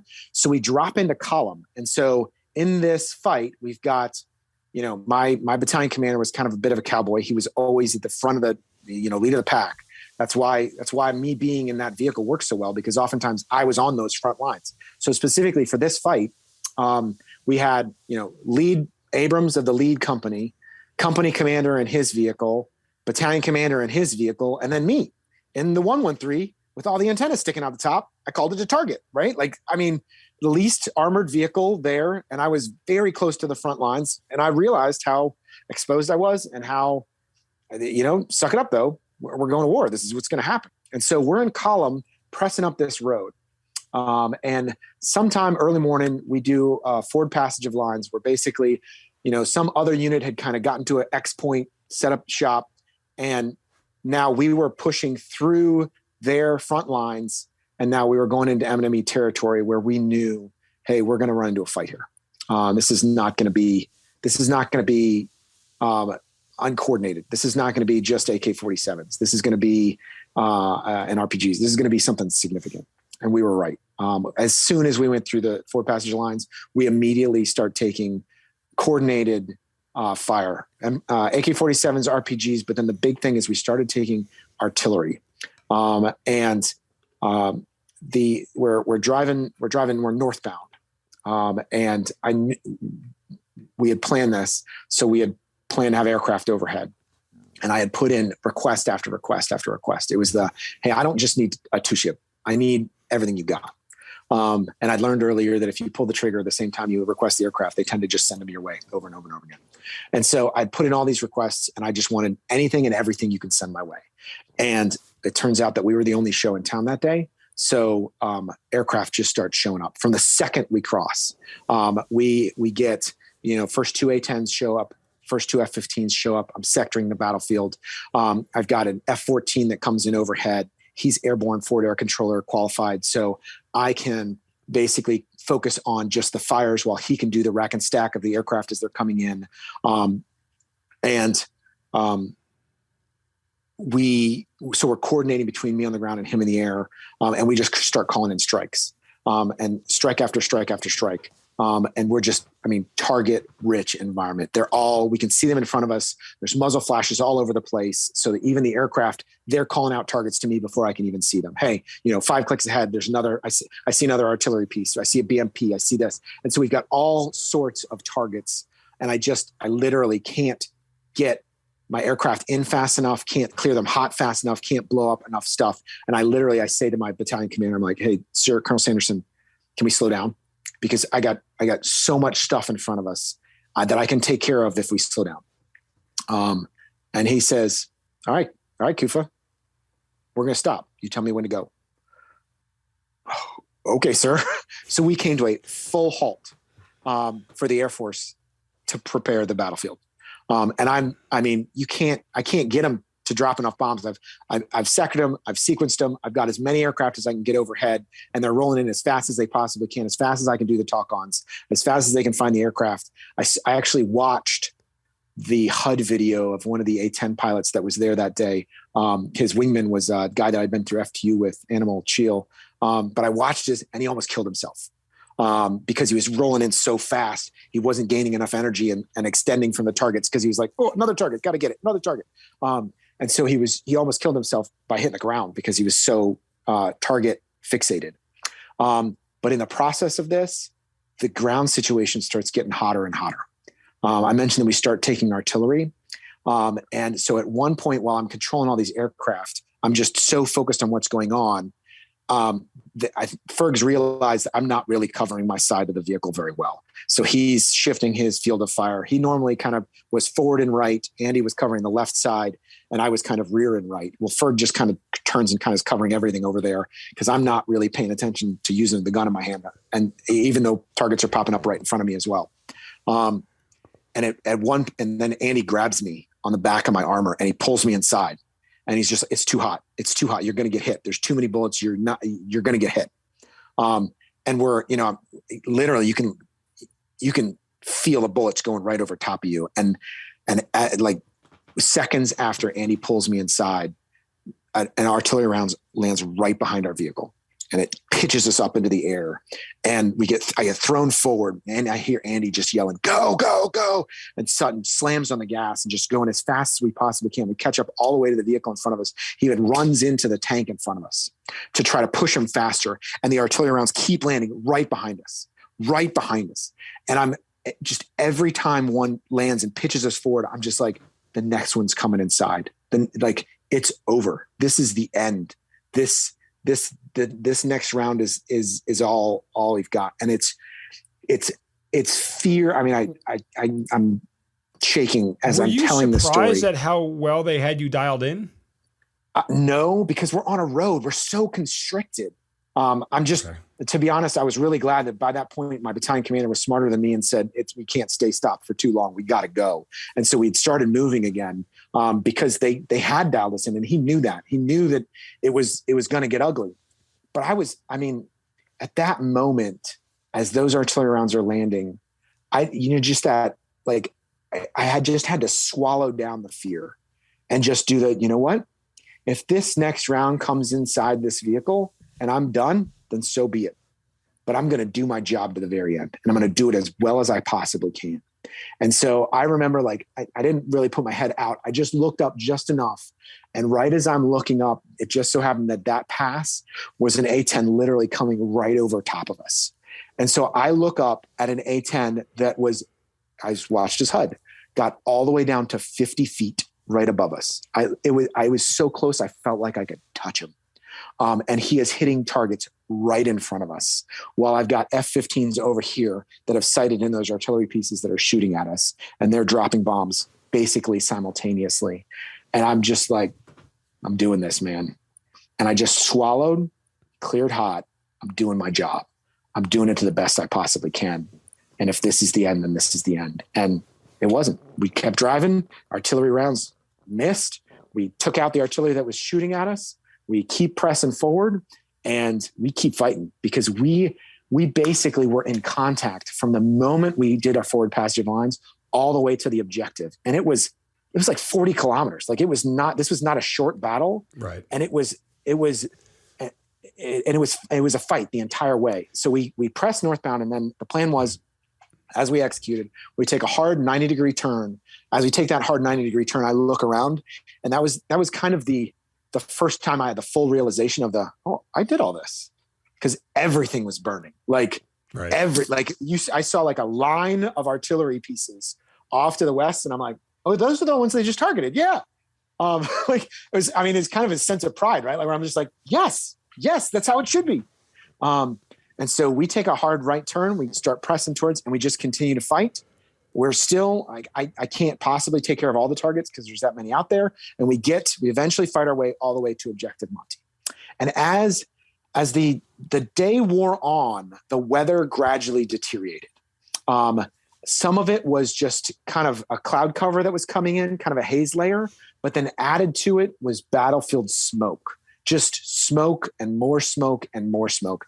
And the visibility just went to absolute crap. Like, right. You couldn't see anything. And it was just making it harder and harder. And so I started getting fewer and fewer airplanes, because it's harder for me to be able to, they can't see the ground now that all of a sudden there's a bunch of weather. And so it starts to trickle down where I'm controlling very few aircraft. But that's about the time we're getting to our final objective. Well, we think, final objective, we're done, right? Not remotely.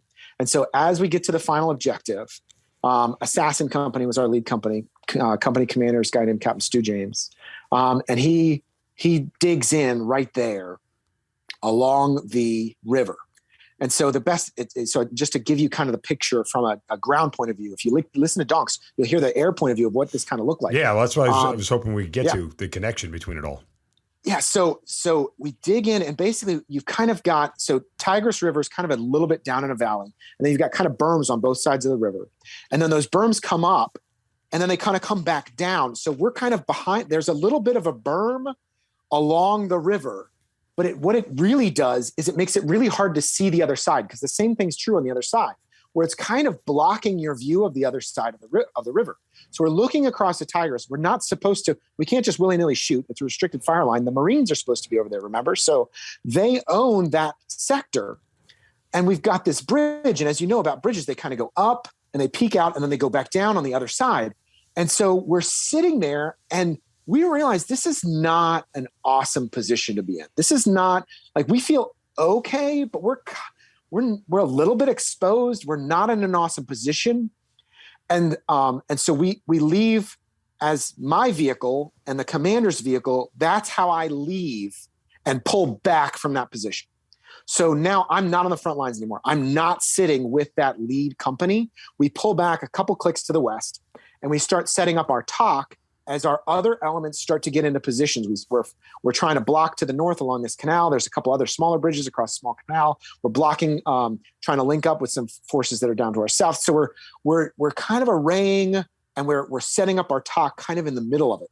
And that's physically where I am. And as we're setting up our TOC, I get a call from Stu James on the radio, and he goes, Hey, Coke. Hey, Kufa, I need you. I need some air, because I'm not in a great spot. I'm like, Stu, what's up? What can I do for you? He's like, well, I mean, we're black on fuel. I can't maneuver around. I don't know when we're going to get resupply, because this is not a great place for us to do resupply. We're not doing great on ammo, and the enemy's starting to shoot, and they're getting better at it. Can you bring in some aircraft to take a look and see what I can't see the other side of this river? So when the Army calls you as the Air Force and says, I need you, you know you're on the inside. And so I jump up, I call the ASOC, and I'm like, hey, I think the best thing I'm going to need is A-10s, but really here's what's going on. I need something that can get below the weather. And so the ASOC comes back, and they say, hey, you got 2 A-10s inbound. They'll be there momentarily. They'll be checking in just a second. So literally I went as soon as I asked for them, I got them. And so normally when you get a new set of aircraft on the radio, the first thing you do is authenticate with them. You make sure you're not getting spoofed by somebody that's jumping up on your radio frequency. You're making sure you're talking to the right people. They're the right people that are assigned to you and everything about it. There's a whole sequence that you do to go through that. It was really easy in this case, because you've talked to Donk. Donk has the most unique and obvious voice on the planet. And so he jumps on the radio. My call sign was on the radio was Advanced 3-3. He goes, Advanced 3-3, this is D-Mob 7-1, and the most distinct voice you've ever heard. And I'm like, Donk, it's Coke. Let's do this. And he's just like, I mean, there is I just want to pause for just a second. Between JTAC on the ground and close air support aircraft in the air, the moment you check in, you start to build trust. You start to build a rapport where okay, I'm capable at my job. I know what's going on in this area of operations. I know what the threats are. I know where the targets are. I know, and the pilot's saying, I know my procedures. I know what the right questions to ask. I know what you're talking about. And you just build this rapport and this trust. In that specific case, on that specific day, the trust was there in an instant, right? This was my bro. Like literally, Donk was my director of operations. He ran operations in my squadron. And on his wing was Billy Bob Thornton, the dude that I'd sat in his office to get told, I'll see you in Baghdad. It had all come true at that moment. And so there I am, Donk, it's Coke. Let's do this. And so I'm a little bit excited because it's Donk, but I'm also a little bit concerned because now I know I don't have eyes on the target. So I go back to call Captain James and say, okay, I need you to describe for me what you're seeing so that I can pass to the aircraft. So now I'm being a relay. So I'm talking to the guy that's actually got eyes on. He's explaining to me and I'm passing it to Donk. And so I'm trying to be very clinical. I'm trying to be unemotional and I'm trying to get the right information across to him in a rapid fashion. At that moment in time where I physically was in the TOC, we get ambushed. So while I am trying to fight a fight and visualize something in my head, all of a sudden off my left side, we've got a organized attack on supply lines. And the thing that they hit is a gas tanker truck and our ammo truck. And so literally like a very short distance away from me, I've got a burning tanker truck and people trying to save the lives of the guys that are driving that truck, and an ammo truck on fire that starts cooking off ammo. And we are trying to reposition, move our vehicles. So I am simultaneously trying to return fire and stay aware of what's right in front of me while I am trying to have situational awareness on a fight that is very, very important and urgent, but I can't physically see.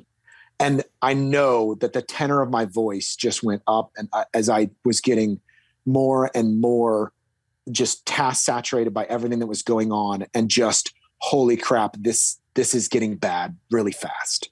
And so I just jumped on, Donk, we need you in here right now. I need you now. This is not a gradually find your way under the weather and find this. This is a get your butt in now. And it just, I mean, you kind of get some temporal distortion of how long things happen. I got to watch their HUD video afterwards, and it wasn't that long, but it felt like an eternity of how long it took from when they first checked in, and I gave them basically a talk on the map, because that's the best I could do. I had a map. I knew they had the same map in front of me and them, same map in front of them that I had in front of me. So I'm talking them onto this bridge using features on this map and then correlating and saying, this is what you're going to see outside. You're going to see this berm on the west side of the river. All friendlies are on the west side of the river. And so also associated with this, as Donk is coming in, I'm coordinating with the ASOC, because the problem is that I want to put fires on the east side of the river that is not in my sector. I can't shoot at anything because there could be friendlies over there. And if there is one thing I knew from day one, from the very get-go, as an A-10 pilot and as a JTAC, is that you keep track of all friendlies, not just your own, but all friendlies. And so I jump on and I talk to the ASOC and find out, hey, I need to know exactly where the Marines are on the other side of the Tigris River, because I've got enemy over there that I need to kill, but I need to make sure that this is not going to cause them problems.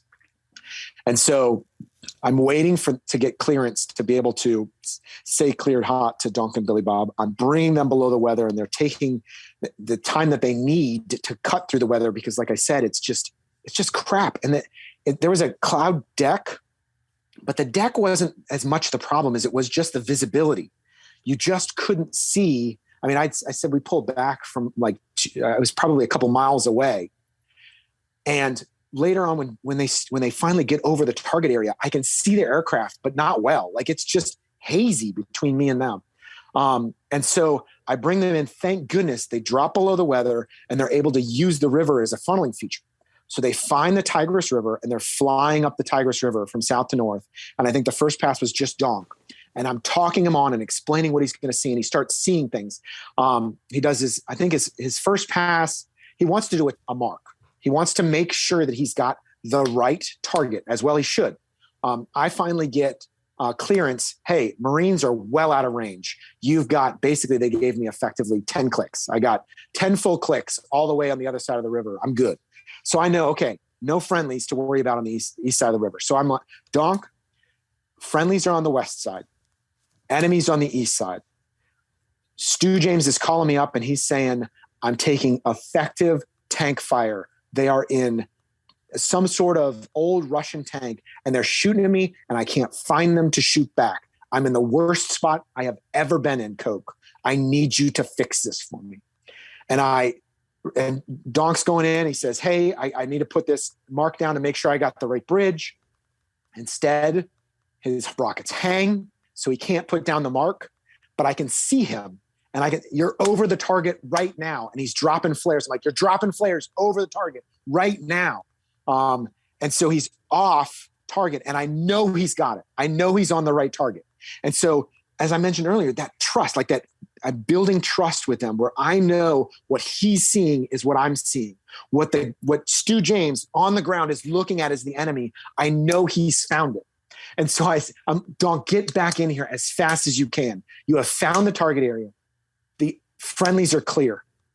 You are cleared to engage. That's the terminology we use nowadays of how you are allowed to just attack over and over and over again, as many times as you can roll in. I wanted him to go home with no bullets on their jets. And so he starts the process of rolling in multiple times. He calls in Billy Bob after him. I'm returning fire in this ambush we've got. We pull out, we take one casualty from locally. We, heroic act of one of our lieutenants running out and saving this guy out of the ammo truck. We got ammo cooking off. We're pulling back. As we back up in our 113, we slam into a light pole. And so we've got this full size, 2-3 story metal light pole that's falling over on top of my vehicle while Donk is calling in. So I'm guiding a light pole as it's trying to fall and kill me while saying cleared hot on the radio. And I just barely guide it so it falls off the edge of my vehicle and it takes my HF antenna and it just snaps it in half. And I'm praising God that the HF radio at that, my SATCOM was working, so I didn't need my HF. So I said, well, that's the loss, but I'm just going to write it off. I can still talk to airplanes and I can still ask for more. I'm good. And we're repositioning so I can focus on really what's happening over on the air to ground battlefield as opposed to what's right in front of me. And so Donk rolls in over and over again. Billy Bob rolls in over and over again. And I don't even know how many passes. And like I said, time distortion makes things go kind of slow. I think they said it was between 12 and 14, if I remember correctly. That's pretty quick. But I mean, they said it was fast. Like it was that many that quick. Like that. They recalled how how quick they had to move in a short amount of time to be able to provide the cover that was needed. Yes. And then of course, so the problem was they're using the river as a funneling feature. And just in order to help them funnel in, I basically said, hey, go south to north. And so they come back and be like, hey, can we go north to south as well? And I'm like, oh yeah, definitely. Because the problem is the more time they spend over the target area, the more of a target they are, the more that they're getting shot at. And so as I start to see, the more they start to roll in, I'm taking note of, oh, that's AAA. Okay. AAA to the south. Okay. It's not good AAA. It sucks. They're just shooting at the air. They're not shooting at airplanes. They can't see what they're shooting at. And I'm looking for SAM launches, right? Because I know the thing that is probably the most dangerous to Donk and Billy Bob at this moment is a manpad. I know that the thing that can reach out and touch them without any warning is the shoulder launched infrared seeking, I'm going to go find your engine. And I'm going to blow it up without you ever knowing it, manpad. And so I'm looking out because I know that I've got to be on the radio to say brake left flare. And I might be the one to save their life if that happens. And so I'm constantly scanning. I'm watching AAA. I'm calling them back in. And eventually they get to the point where they're like, hey, Coke, we're bingo, man. We're out of gas. I think they probably pushed it. They were probably way bingo over where they should have been. Thinking about, diverting to Tallil. You're gonna have to listen to their story to hear about exactly how they came up with that decision. But they basically said, hey, we put a bunch of ordnance down. We've done the best we can. We got to get out of here. We're out of gas.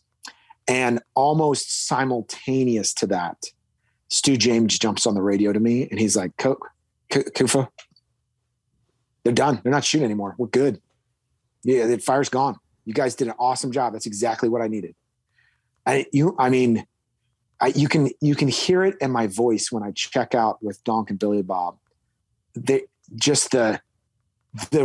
sigh of relief, just the breath of, they're alive and they're headed home. The Army is supported. It's the culmination of everything you ever wanted to do. Like my wife said it best. When she said that my prayer for you, that when you went over there and when you did this thing, is that you'd be busy and that you'd do exactly what you were called there to do. Because the worst thing that could happen is to go and have no effect. The worst thing to go would be to just go, have an experience, but not do anything of consequence.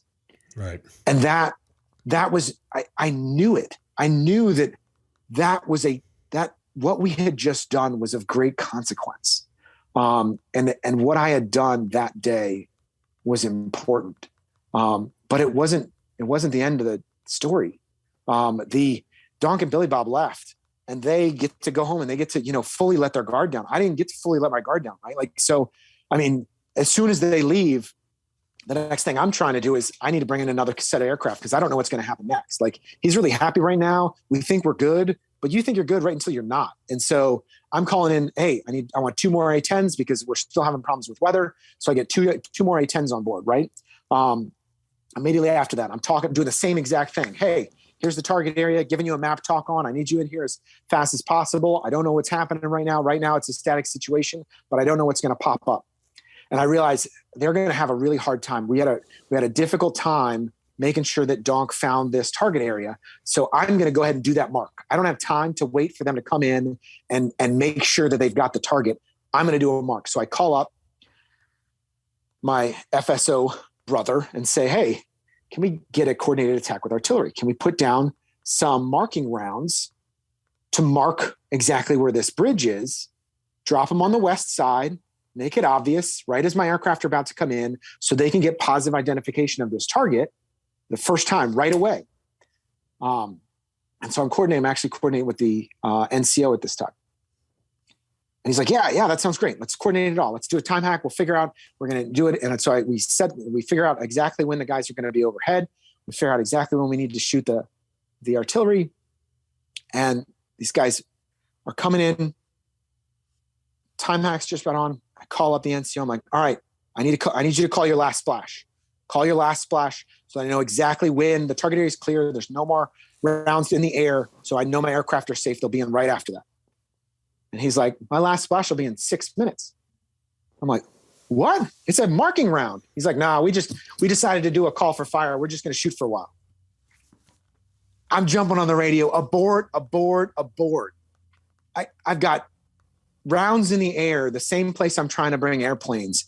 I am absolutely pissed. I have just tried to do a coordinated attack where your artillery, which is not going to actually kill anything, is just marking. And what you have chosen to do is just shoot willy-nilly on a bunch of targets that I've already killed. I was pissed. So I abort my aircraft. They say, hey, we don't have enough time to just hold and let you figure this out. We're pressing home at this time. I get out of my vehicle and I walk over to that NCO and I throw my helmet at him. And if somebody hadn't grabbed me, I probably would have hit him in the face. I was pissed. It rounds in the air when I'm bringing aircraft overhead. This is not big sky, little bullet. Maybe it'll work out. No, we do this right. I was pissed. And so I get grabbed, they pull me away. And I just know at that moment, and everybody I'm just, I'm uber tense. Like I am, every muscle in my body cannot, relax. I'm both angry and I'm overwhelmed, and I haven't slept and I haven't taken a break, and I've been controlling aircraft for hours and hours and hours on end. And I just remember my battalion commander coming over to me and just kind of putting his hand on my shoulder and just saying, Kifl, it's okay. You did great. You're doing great. Mm-hmm. Take a break. Just take a break. Things are settling down. We don't need airplanes in here right now.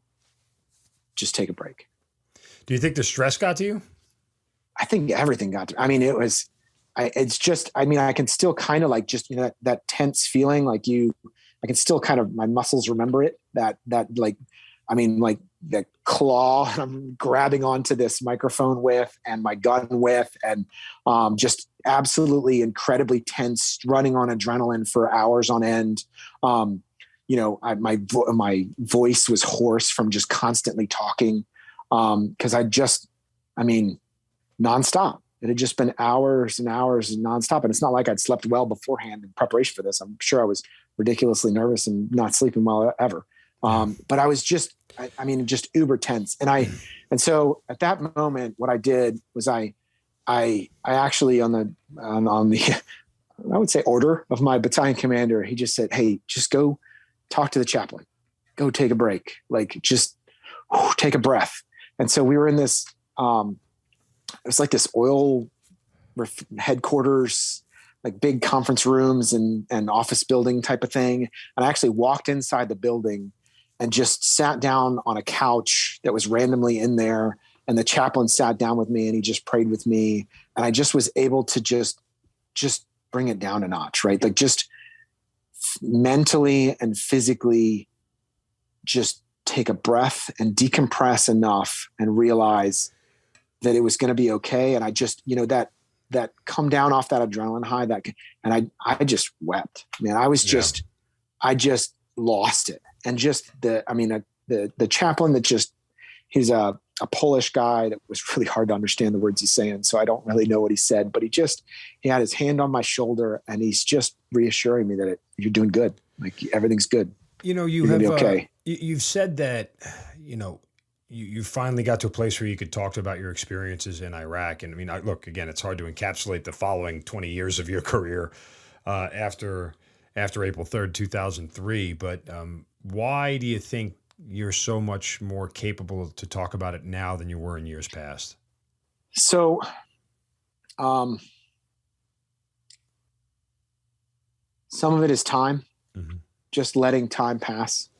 But I had a very eye-opening kind of moment. And I'll just jump ahead to it because you asked the question and I can get back to other stories if you want me to, but so fast forward over 10 years. It's 2014 and I'm an IFF instructor at Shepherd Air Force Base. And out of the blue, I told a couple stories to a couple old guys, and my vice wing commander had been in the room at the time. So he kind of knew my story of what I'd done in Iraq. And we had a wingman day for the entire wing. And the guy, our keynote speaker, that was supposed to be a Vietnam Medal of Honor winner or something like that. And he had to cancel last minute out of the blue. And my vice wing commander turns to me and said, Coke, we don't want to cancel this day. Can you tell your story? And I'd never stood up in front of an audience and told my story. I'd come back from Iraq, and I knew that I wasn't able to talk about it. I was a little bit broken. I unloaded on my wife. Like I came back and I spent hours and hours on the couch telling her every story, and all she did was just love me and not judge me and just listen. And that's exactly what I needed, like to just process through that initial stuff. And I sat down with my pastor of my church, and he was able to help me kind of identify and label things as just ugly, as just bad, and be able to get to a point where I could accept what I had done and what I experienced. I'd done kind of those initial counseling sessions that I kind of think I knew I needed with my pastor and with my wife, but I hadn't gone deep enough. And I'd kind of come up with my coping mechanism for a good 10 years was just to not talk about it. It was just to ignore it and to just repress it and to just push it down and to not think about it. And I did that effectively for years and years. And I kind of looked around and I said, I don't think anybody else is dealing with this, so I'm not going to talk about mine. And so it took my vice wing commander asking me to stand up in front of the entire wing and, Coke, would you tell your story? Would you stand up in front of this large group of fighter pilots that you have? By that point, I had been stationed there for almost 3 years. I was actually, when he asked me to do it, I had already been chosen and was going off to be the director of operations of a JTAC squadron at Fort Hood. I knew that from the moment that KC Campbell got hit, and I can go back and tell you that story if you want to, from the moment that KC Campbell got hit and the situation that was surrounding that, I knew I wanted to be a JTAC squadron commander, that I was trained as an A-10 pilot, but my passion and my calling was in the TACP community. I was a tactical air control party member far more than I was an A-10 pilot. And so I had always wanted to go back to leadership there. And as I was being chosen and being sent to go back to that community, simultaneously to that, in 2014, I get asked right before I leave my previous wing to stand up in front of everybody and tell my story. And I stood up, I threw together some slides because the weird thing is, right, I've got pictures of everything. They're not owned by me. They're owned by a photojournalist at the Dallas Morning News, but I've got these amazing pictures. And so I just threw them up there and I just start talking through the story, and I start telling the story much like I told you. But at that point, it was much more raw. It was much more, and I cried my eyes out. I stood up on that stage. I've got pictures of me standing up there with a microphone in my hand and a picture of me. And I've got this amazing picture of an A-10 in the background and me in the foreground looking up as the JTAC. And I told every story. Some of them were the hilarious, ridiculous ones, like shooting and blowing up an SA-6 that everybody thought was awesome. And some of them were telling the stories of fear and swallowing that fear to be able to say cleared hot when I thought that it was the end of my life. And I told the story for the first time in the most real, raw way that I possibly could. And I just decided I'm going to be as authentic. I'm going to be as personal as and I'm just going to pour it out in front of all of these people that I knew quite well. And I'm going to pour my heart out in front of all of these student pilots because they needed to know. And I cried my eyes out and I loved it. And I realized afterwards, as person after person after person came up to me and said, I've got a similar story. And I haven't talked about it either. I've been through stuff like that. I remember that day. I was there that day. I think you controlled me that day. And over and over, I had pilots come up to me and say to me, you sharing was so meaningful to me. I need to do the same. And all of a sudden, I realized that my story was powerful, that my story shared with others could be the thing that unlocked theirs. And so I left that assignment and I went to the next assignment. And I remember literally the first day I checked in with my group commander, he calls me into his office. He's an 06 group commander. And I checked in for the very first day just to introduce myself. And he goes, hey, I come into my office. Clear my calendar. I'm going to talk to Coke for a while. And he says, hey, your wing commander called and he said that you've got a story that you need to share with me. And the day one, I've never met this man in my life. He's going to be my new boss. I'm going to be a DO in one of his squadrons. And he says, please tell me your story. And I tell him my story, the entire story. And it takes a while to tell. It's not a 1 hour long story to tell the whole thing. And I just say, I'm going to do this. And I authentically and fully share everything that I went through. And he says, dude, I know exactly what that feeling is. I remember that feeling of fear. I was a backseater in a B-1 over Kosovo. And I remember when they called missiles in the air and we had this thing called the duck on the back and we didn't know if it was going to work. And I remember the time that I grabbed my chair and I waited to see if I was going to die. And it worked and I didn't die. And I remember that fear and I still carry that fear to today. You're the first person I've told that story to.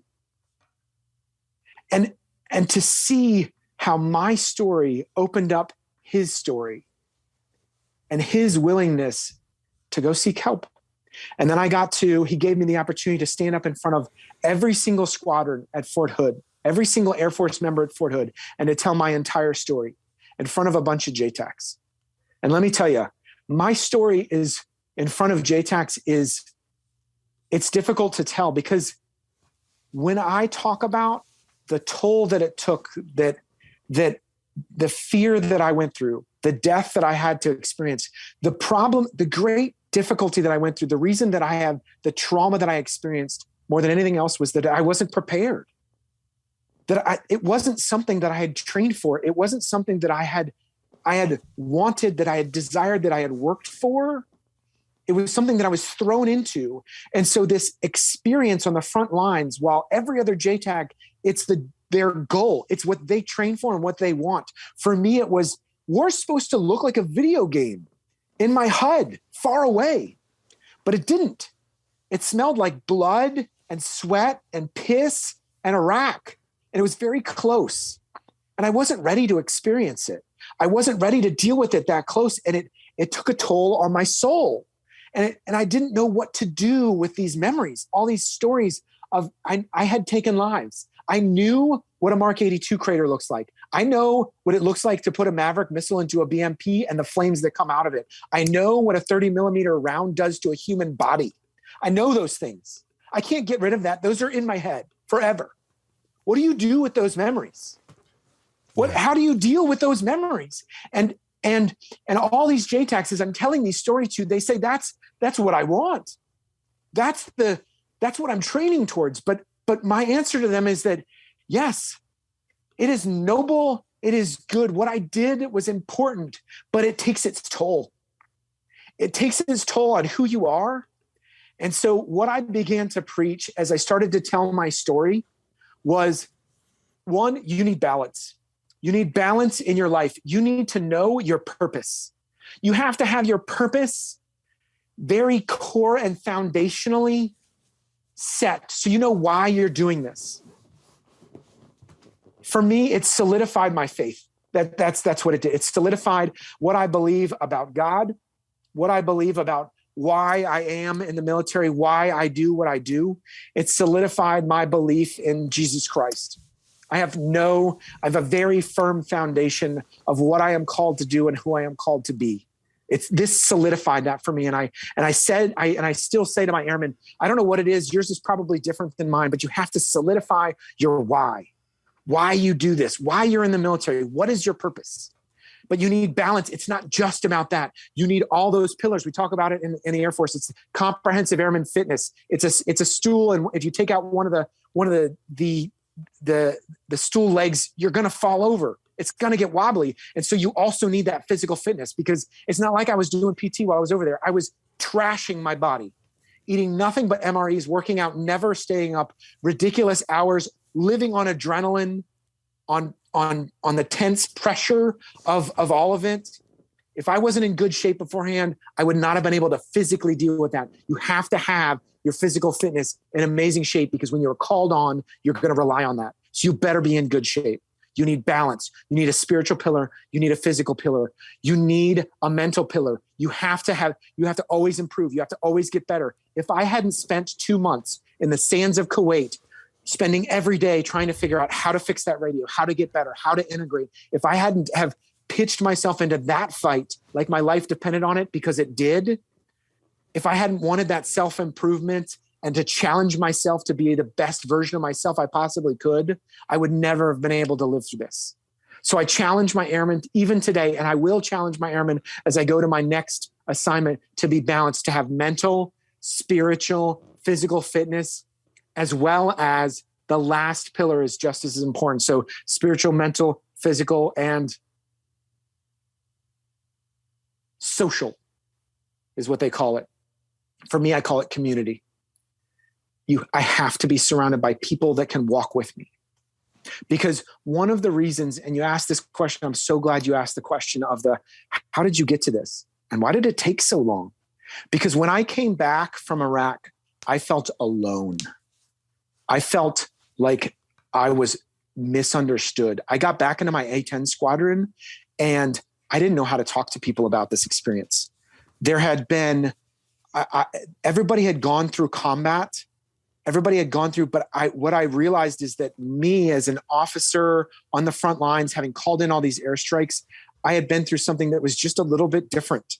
And I didn't know how to talk about it. And I didn't know how I could get other people to relate to me. And instead of bringing in those people and bringing in a community around me and relying on those others around me, I pushed them away. And the only person I relied on really was my wife. And if she hadn't been there, I probably would have been crippled, but she was an amazing just listener. I relied a little bit on my pastor to kind of get me through those kind of initial processing. But I remember coming back and I basically wanted people to leave me alone. So my wife and I went on this cruise right when we got back. I got back and within 3 weeks I was on a cruise ship to the Virgin Islands. It was surreal, weird. Like I've just been in war now. But we would go to the dinners and they would put you with other people at the table and they would ask you, oh, why are you on the cruise? Is this your honeymoon? Is this because I was still really young and with my wife there and is this one? And I would say to them, no, this is I didn't die in a Iraq cruise. It would end every conversation. Like they didn't know what to say. That's all I wanted. Just leave me alone. I don't want to talk about this. For the record, I did one of those. After I got back from my first deployment, I took a cruise. Yeah. So yeah, but celebration. The thing is, for me, it was good in that it gave me, time alone with my wife. Yeah. It gave me time to decompress. And she was an awesome and amazing counselor for me. And that's what I needed. But it was just another thing that I point back to and say, that was me pushing the world away. That was me wanting to figure out how can I repress this stuff and me not leaning on that social pillar of the people around me that cared. And this is, I alluded to this earlier, but I didn't want to get into it then, but I'll jump into it now. And this is something that just was a jaw on the floor moment for me, is realizing that I had been through I had been through combat trauma. And I had post-traumatic stress as a result of it. And so did my mom.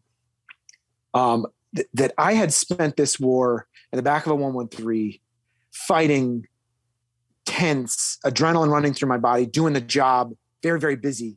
And my mom had spent this war following me on the front page of the Dallas Morning News, scared for the life of her son. Yeah. Scared out of her mind, and she could do nothing other than pray. That's all she could do. And so she spent it on her knees, and I spent it scared for my life, but just, shielding myself, but just throwing myself into my job. And so she had been through that same combat trauma that I'd been through. She had some of the same issues to process through that I did. And I couldn't even talk to her about it. She wanted me to tell her these stories, and I just couldn't with my mom go through it. And so I even pushed her away, and she had problems processing. And so I feel like I've learned so much, but it's taken me so long to learn some of these lessons of how, and the way I say it is how do you have post-traumatic stress and don't let it become post-traumatic stress disorder? How do you make it so that it doesn't own you? How do you deal with it in a healthy way? And I can tell you that for me, for a long way, I didn't deal with it in a healthy way. The thing that really helped me to start to process this in a healthy way was to start to share my story with others like I am today, and share my story in a way that was meaningful to others. And so particularly as I transitioned really kind of out of the A-10 community and into the TACP community, as I got into being a DO at Fort Hood and then being a commander at Fort Carson and leading JTACs, that all of a sudden I felt like these are my people. These are the people that understand me. And these are the people that I can be my authentic self with. I can open up to. And as I started to tell my story more and more, I started to get more and more acceptance. And I started to build a community that I started to let in more. I started to to share with more. And I started to have those conversations of you've been in that situation too. Tell me your story, because I want to hear your story. I can tell you mine if you want to hear it as well, but I can hear you and I can see you, and it's real. And so now one of the things that I see is one of my absolute missions, because I mean, you said at the very beginning of this story, I am still in the Air Force. I am a colonel in the United States Air Force, and my next job is to lead the vast majority of the JTACs in the Indo-Pacific. That's going to be my job. And I am so excited about that job because I get to take care of people. I get to say to them what I think the Air Force tries, but nobody believes, which is that I am your leader, and I am here to break a stigma. I am here to tell you that you can get help. You can take a knee. You can go get mental health help. You can go say, I'm not okay, and that's okay. And my job as your leader is to give you the space, to let you get that help. And then when it's time, to get you back in the fight.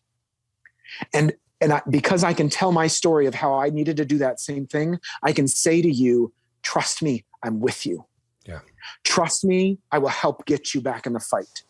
Trust me, you can get help and you can get back in the fight. And I know this is happening more and more in the Air Force. I just read an article the other day about an F-15 backseater that's telling his story of needing to get mental health help, and how he had to take a knee for a period of time, and how he's back in the jet, and he's back fighting, and he's back in the fight, and how meaningful that is. And as we get more and more leaders in the United States Air Force that we need to continuously say, it can't be something we say once, it's something we have to say over and over again, that is that trust me, I'm on your side, you can get help. I will help you get back in the fight. If you need to take a knee, I will take a knee with you. I will help you get the help you need, and we will get you back in the fight. And that's part of my mission. I will preach resilience. I will preach balance, and I will say I will be that leader for you. And the thing is, and if you want to, I can get back to tell the full story of how my story intersects with KC Campbell. But it intersects a little bit here as well, because that's one of the things that KC's doing now that I absolutely love. Because I had to deal with, and if you don't mind, Mark, I'm just going to take the time to tell a little bit, just enough of Casey's story, because I think it's really important. Because her story happened on April 7th. So if we can go back in time to April 6th, all the stuff that happens, I take a break, I go cry my eyes out, I go inside, and I spend some time decompressing. I go sit in my vehicle and I listen as my other two JTACs control airplanes for the entire night long. I go back inside for a few minutes in the morning. I wash my face. I sit down. I take a nap for just a short period of time. And I walk out on the morning of April 7th. And that is the moment when my life vector of where I want to go changes. Because I walk out to see a lieutenant colonel, Air Force lieutenant colonel, on my radio, on my frequency, in my area of operations, controlling Kim Campbell. And I wonder, what the hell is this guy doing? Mm-hmm. Why are you on my radio? Why do you think you can control airplanes? Why are you in my AO controlling? So my battalion commander, I was inside, had said, hey, we're taking a bunch of guys are coming over this bridge. It's a bridge that we can't see them coming up over. They're shooting RPGs at us. They're shooting AK-47s. We got these guys. I need you to go. I need the Air Force to take care of this, just like they did last time. Kufa did this for me, man. I can't find Kufa. You're here. Can you do this? And he says, sure, I can do this. No, he can't. He doesn't know the AO. He did not see where the AAA was shooting. He does not know the tactical situation that we've been dealing with on the ground. I don't even know did he figure out, are there Marines over there? I don't know. So I walk out to see him on the radio controlling two airplanes. They're A-10s. I can physically see them basically right above me. And within seconds of me walking out, I hear a female voice on the radio. I'm hit. And I hear Bino, because his voice is just as obvious as Donk's. He's my squadron commander. And I hear Bino say to that female voice, break left, flare, flare, flare. Very calm, cool, collected, giving her very directive commands to get her out of the AO because she just got hit by a surface-to-air missile. If I had been that guy on the radio, would I have been able to give the AO update and keep her safe? Would I have given her different tactics to keep her safe? Would I have said to her, maybe you need to be a little higher altitude? Would I have been the guy that was on the watch for those man pads that I was worried about the very day prior? But no, instead it was this stupid lieutenant colonel that maybe thought war was a game, that maybe thought that, this is my chance to play and have fun and control some airplanes. You kidding me? Get off of my frequency, get out of my AO. And he hands me my radio back as they check out, and he says, good luck. And I think in shame, he walked away, because I think he knew that what he just did was stupid. And now I was the one left holding the radio. I was left holding the bag. I'm standing there listening to the radio calls of my squadron mates as she is hopefully not getting shot again, as she is hopefully able to continue to pilot. And I can hear Bino's voice giving her directive commands. I can hear her responses. I know I'm the only one that knows and cares and is listening to this. And I got a battalion commander that's saying to me, hey, can we bring in any more aircraft? I'm like, no, we're not bringing in more aircraft. Are you kidding me? I just got one shot up. And all these are dudes with RPGs and AK-47s. You can kill them yourself. You're just frustrated because you don't feel like you can shoot back. I'm not bringing in airplanes for that and getting somebody else shot up. No. And I'm listening to KC as she's going back south. And I get to sit there for the next hours and hours and hours because I didn't know it was KC. And I didn't know what happened. All I knew was that she checked out and she headed south. And I got to sit there thinking what I could have done differently. And Monday morning quarterback, why did I go inside? Why did I do this? Why did I let this happen? That's my radio. I'm responsible for this. And I questioned myself, and I carried that guilt with me all the way back to the States for a long time until, and thank God, it was a while after that I finally got to link up with KC again. And I found out, hours later that she'd done something amazing, that she'd limped her way back in an A-10 because A-10s can do that. Mm-hmm. She'd gone to manual reversion, and she had no hydraulics, so she had to fly the most difficult airplane to fly, which is an airplane that she's, pulleys and cables to figure out how to fly. It does not have a great track record of being able to land like that. Generally, it's so you can get out of the AO and you can punch out, but she landed the thing, and it's freaking amazing that she did. Yeah. I mean, what a story. Go listen to her story. It's amazing what she did. Mm-hmm. But the thing is, and the reason that I felt like I needed to tell that story and why I think it's so applicable to my story today is Donk asked me to think about and process how I feel about KC. And I put it down on a piece of paper and I wrote it out. I'll summarize it for you because I had to process, how do I feel about KC? And the word that comes to mind is thankful. I am thankful for KC. Because what could have been so bad, what could have been catastrophic, what could have been a horrible thing, she has turned into such goodness. She tells her story in an inspirational way. She inspires so many more people. She did it while she was on active duty. Anytime she was ever asked to tell her story, she did it over and over and over again to inspire people, not because she wanted to point at herself. She doesn't say, look at me, look at what this great thing that I did. She tells her story to say, you can do amazing things too. You can be resilient too. You can adapt and overcome in challenging situations. She has an amazing voice that this circumstance gave her, and she is using it for such good. And I am so thankful for that. So I am thankful for KC. And my goal that with my story is that I might do much the same. That I have a similar but a very different story that's going to talk to similar but very different people and going to connect in a very different way to other people.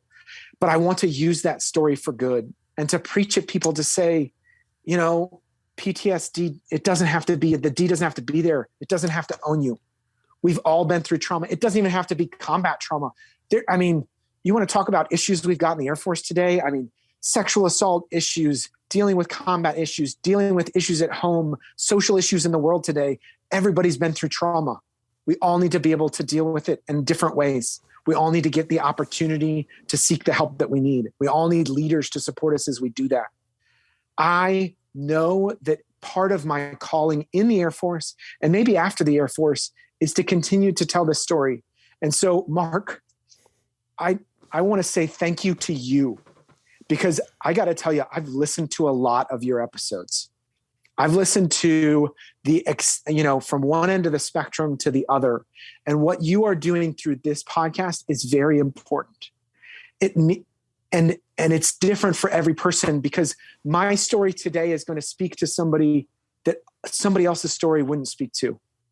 And your last guest, and Donk and Billy Bob and KC and all the others that you've talked to that have different stories, they're important and they need to be spoken.